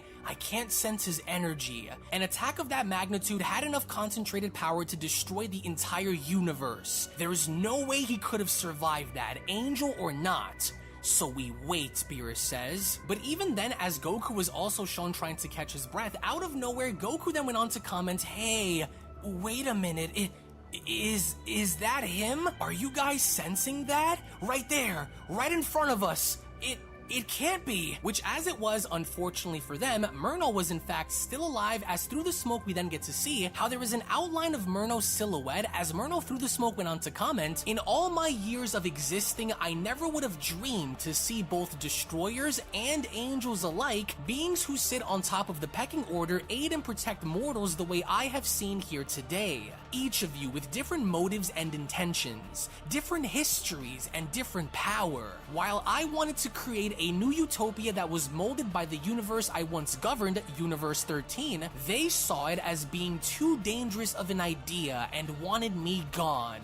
Well then, if they couldn't destroy me, how could you?" And Vegeta is dumbfounded as Vegeta went on to shout, "But that's just not possible." As lo and behold, through the smoke, we finally get to see how Murno had emerged. As Murno went on to continue, "The answer is simple, and that's you can't. Surprised? I live. But that was crafty, I will give you that. You worms actually managed to scratch me a little. If anyone should know," Murno adds, "it's you, Whis. The last time I used this body and pushed it to its limits, you were still being groomed to become an attendee, remember? And during that time," Murno adds, "it was against our rotten father, as I was the first angel to ever face him and survive, even besting him once during a duel. And that little stunt of yours was the needle that popped the bubble. You pathetic bottom feeders could never match me, no matter how hard you try." "But that's just not possible," Goku says. He's smiling. After all of that, he's smiling. He wasn't bluffing. He really is different than anything we've ever experienced before." And as Murno was shown casually dusting himself off, he then went on to continue, "Still no sign of the Grand Priest, I see. I suppose spilling a bit of blood might sway him into showing his face. Holding the multiverse together will only buy him so much time. Now then, Which one of you is brave enough to go first? As Primal Super Saiyan Blue Evolution Vegeta was the first to answer Murno's call, as Vegeta went on to shout, "Enough of this! You're mine!" "No," Goku says, "not like this! Don't do it, Vegeta!" So the Prince of a Dead Race is the first, is he? What are you always so proud of, Murno asks, and with one casual uppercut to the face, Murno then continues, "You are worthless. There is nothing for you to ever be proud of."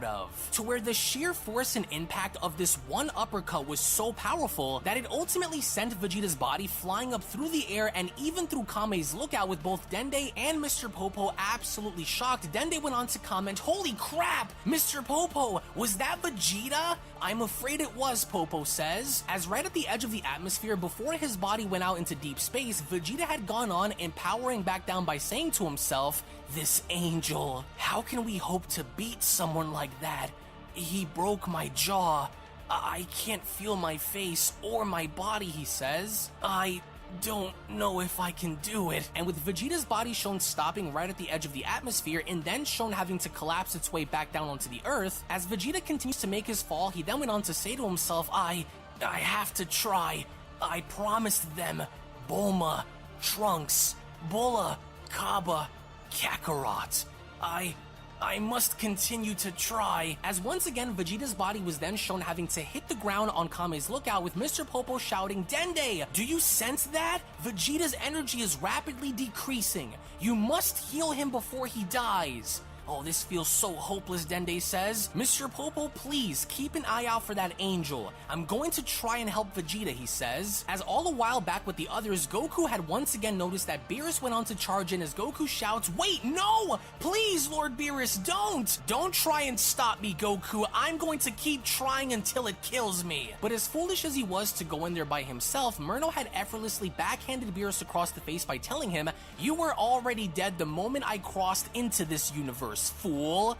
Away." Which, as quickly as it happened, Murno had then gone on in speed blitzing in front of Broly by telling him, "And now you were very fortunate to have escaped me before." And with Broly shown throwing a punch with Murno catching it, Murno then went on to continue, "However, you won't be so lucky to do it again. What's the matter? Are you stuck? Do you feel that, savage? Aren't you going to try and avenge your dead friends?" And with Broly then shown once again trying to punch Murno with his other arm, Murno with complete ease went on to stop Broly and holding his arms in place by telling him, yes, that's the spirit, Saiyan. However, these arms of yours are beginning to bother me. You won't be needing these anymore, mortal. Away with you." As Murno had then gone on in Spartan kicking Broly in the chest by holding his arms back, which subsequently enough had resulted in Murno creating such force by kicking Broly in the chest that as he was holding his arms, he just so casually from there had gone on in ripping Broly's arms out of his sockets, as Goku went on to comment, "This is bad. This is very, very bad. First Vegeta, then Beerus, and now Broly. We can't lose either of them, especially Broly. He's going to bleed out if I don't help him." As with Broly shown reverting back down to his base form once again and lying on the ground in a pool of his own blood, that's when Murno went on to continue, "Let the beast drown in a pool of his own blood. He would have died sooner or later anyway. He'll be lucky to last another 3 minutes like this," he says. With Murno then shown throwing Broly's arms on the ground, he then continues, "Now all that leaves is you. I broke Vegeta's face and tore this Saiyan's arms off. Would you like to take a guess as to what I'm going to do to you? I wonder if ripping you apart will force the Grand Priest out of hiding and onto this world. Only one way to find out, right?" Murno asks. But then, before Murno could do anything to attack Goku, he then had gone on in sensing something, as Whis out of nowhere went on to tackle Murno by shouting, "That's enough! Goku, listen to me. Hurry and grab Broly and Lord Beerus and take them back to the lookout as fast as you possibly can. Have the Guardian attempt to heal everyone as quickly as possible while I hold my brother off here. You must hurry." And with Goku doing exactly that, he then went on to respond to Whis by telling him, "Right, we need everyone at full power if we hope to hold him off. Please be careful, Whis." And with Goku using instant transmission as quickly as he could, the first individual that Goku went on to help was Beerus, as Goku went on to comment, "Hey, stay with me, Lord Beerus. I gotcha." Oh man, look at him, Goku says. Hang on, Broly. And with Goku then getting to Broly and putting his arm down on his chest, he then continues, he's ripping us apart out here. Maybe if we can somehow continue to stall, it will buy us some additional time. Hang on, guys. I won't let any of you die. As all the while, with Whis shown attempting to do whatever he could to stop his brother by punching him, Murno was then shown dodging each and every single one of Whis' punches as Whis went on to tell his brother, I'll have you know that if you are lucky enough to survive what's coming, then the Grand Priest will finish you off once and for all. But Murno was not affected in the slightest by Whis' comments, as Murno had then gone on and punching Whis in the stomach by telling him, then bring him here, Whis. Your faith in our father will be your downfall, you disgusting little insect. As the very second Murno had gone on and punching Whis away, he then instantly dematerialized by telling Whis, don't you worry, Whis, I'll be right back. As the very second Goku was shown using instant transmission to go to the lookout, to Goku's horror, Murno was already there waiting for him, as Murno went on to ask, and just where do you think you're going, Saiyan? What in the world? There's no way, Goku says. He got up here faster than my instant transmission. Oh, I'm much faster than your little instantaneous transmission, mortal. Thank you for gathering the rats for me to slaughter. But before I do, mortal, Murno says, he had then proceeded in speed blitzing right towards Goku and whining his fist back by telling him, my clones warned you of my power, did they not? You seem confused and concerned, Murno says, as he then quickly followed up by punching Goku in the chest by telling him, well, you should be, mortal filth. As right after Murno was then shown grabbing Goku by the face, he then continues, I never liked you from the day I laid my eyes on you. Unfortunately, the Come room with failed. me, Saiyan. Let's go for a ride. Maybe we'll try and the again moment tomorrow. Murno had then proceeded in slamming Goku down on the lookout and through it, Goku was essentially helpless in doing anything to stop Murno, as Whis had then gone on and teleporting right next to Dende by telling him, Guardian, don't take your eyes off of them. Stay alert as I heal the others. And with Murno shown pushing Goku through the lookout and down onto the earth, you can almost kind of sense the level of dread here, as Murno went on to tell Goku, the very essence of who I am comes from generations of training. You could never reach such levels, even if given the time. To where as soon as Murno was then shown slamming Goku's head and body onto the earth below, in not only causing Goku to once again revert back down to his base form, but while Murno had held Goku's head down on the floor, Murno had then gone on to sense something in responding, that energy I'm sensing. Of course you try and heal those rodents again, you backstabbing little snake. Now be a good little slave and stay right where you are, Murno says. I'll be right back.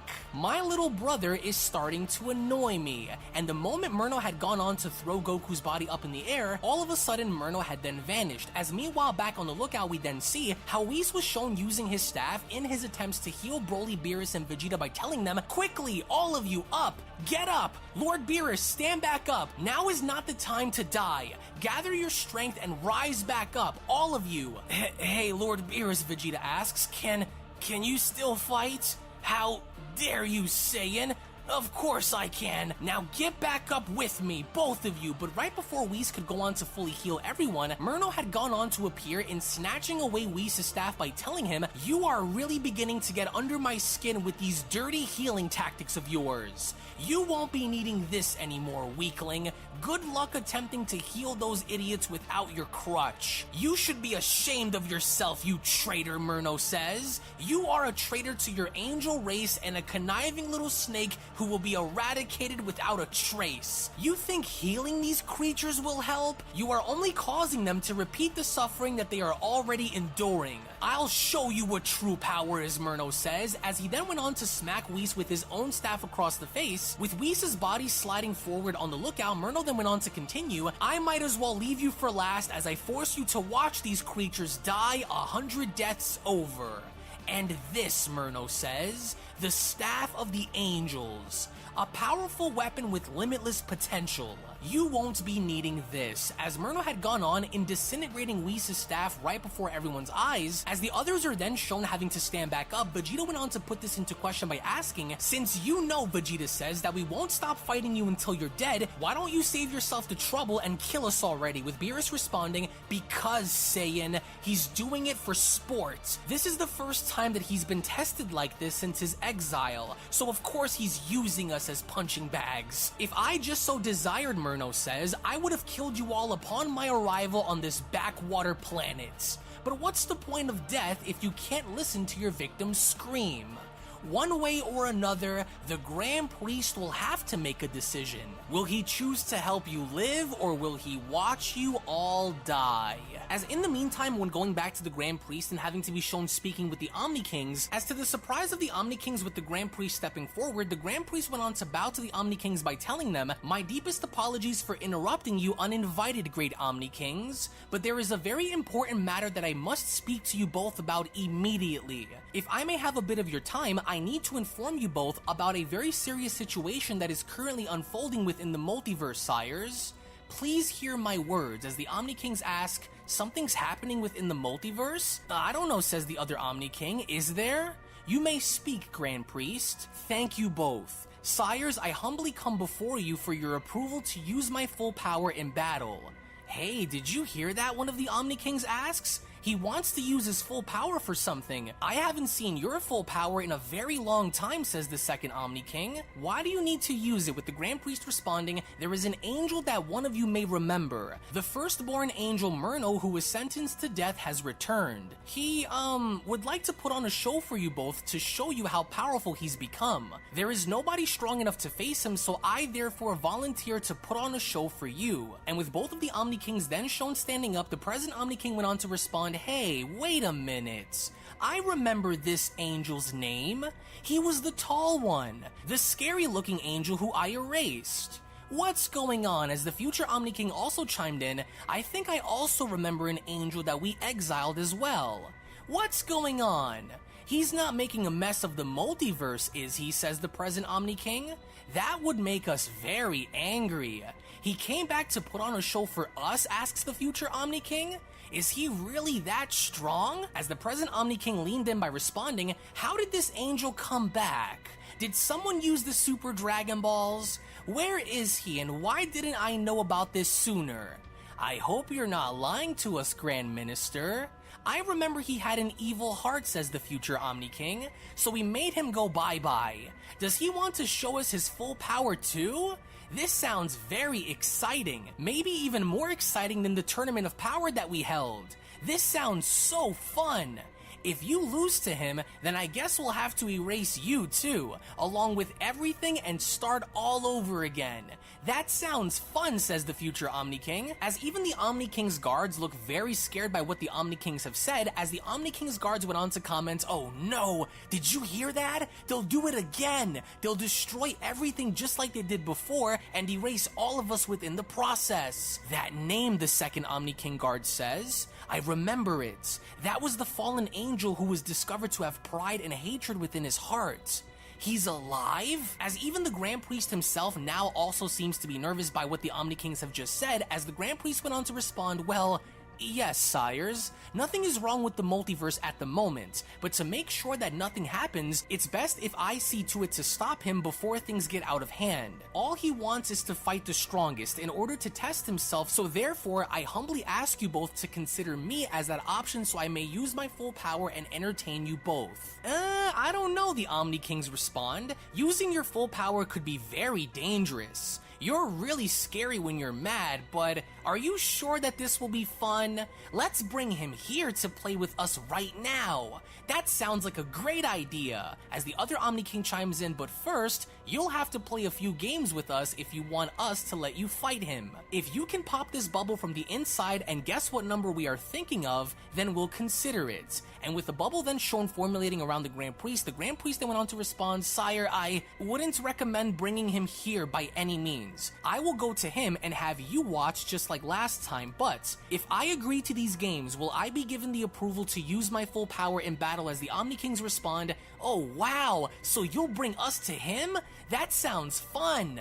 What universe will you two be fighting in? Will it be more intense than the tournament fights? Yeah, I can't wait," says the other Omni King, "but only if you complete our challenges, then we will approve your request." As the Grand Priest went on to smile by responding, "I promise you that this will be much more exciting for you to watch than the tournament was. So please, if we may, I would like to hurry and complete these challenges of yours so I can put on the show for you." As all a while back on Kame's lookout, Murno went on to address everyone by telling them, "I'm truly baffled that despite seeing your suffering among several universes being destroyed, the Grand Priest still refuses to show himself. Perhaps I will need to increase the carnage level in order to drag him out of hiding. Wouldn't you agree, little brother? That staff of yours won't save you. The weapons of the angels aren't easily spawned after they are destroyed. Healing these creatures will not go unchecked. And so you won't," with Whis responding, "Warriors of the 7th, hold your ground and reposition yourselves by using your full power.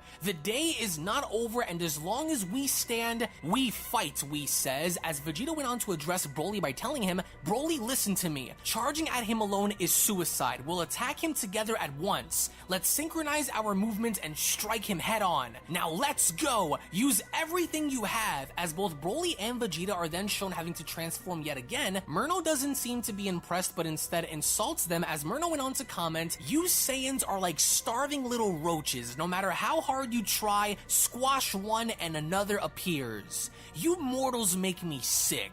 And what's worse is seeing how you are liked by both the gods and the angels." But Vegeta was not having it, as both him and Broly went on to charge directly at Murno as Vegeta went on to shout, "Enough of this! Now, Broly, follow my lead! Put everything you have into this attack!" As the two of them are shown winding their hands back in what seemingly looks like they're about to punch Murno in the face, as even despite being outnumbered, Murno remains eerily calm without moving a muscle, as Murno went on to then ask, "And what do you think the two of you hope to accomplish by striking me at the same time? Especially if you are this slow to even come close in touching me." "Watch," Murno says, as right before you know it, the moment Vegeta and Broly attempted to punch Murno, Murno had gone on in speed blitzing right past the both of them by responding, "You missed."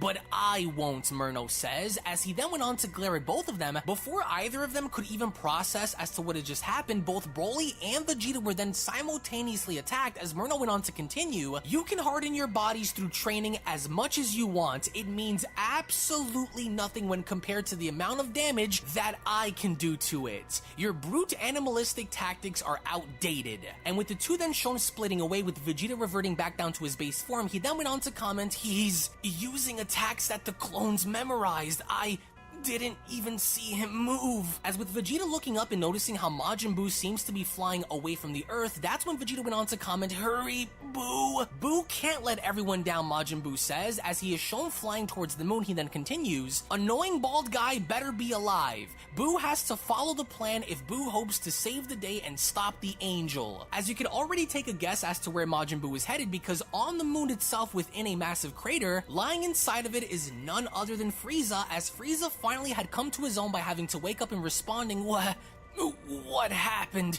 Where am I? My body, it feels like it's been shattered. I hate them. Curse all of them." "Hey you," Majin Buu says, "wake up! Nap time is over. You will follow the plan now," as Frieza went on to open one of his eyes by asking, "It's you. Wait, what are you talking about? Wait, you don't mean..." "No." But once again, it's not as though Frieza had a choice, because as soon as Majin Buu went on to try to absorb Frieza, that's when Frieza went on to shout, "Wait, no! Damn it, no! I don't agree to this, damn you!" As all a while back on Earth beneath Kame's lookout in the forest, Mastered Ultra Instinct Goku is then shown crawling on his knees. Goku seems to be more damaged than anything else, as Goku comments, "Oh man, come on Goku, get up. They need you up there.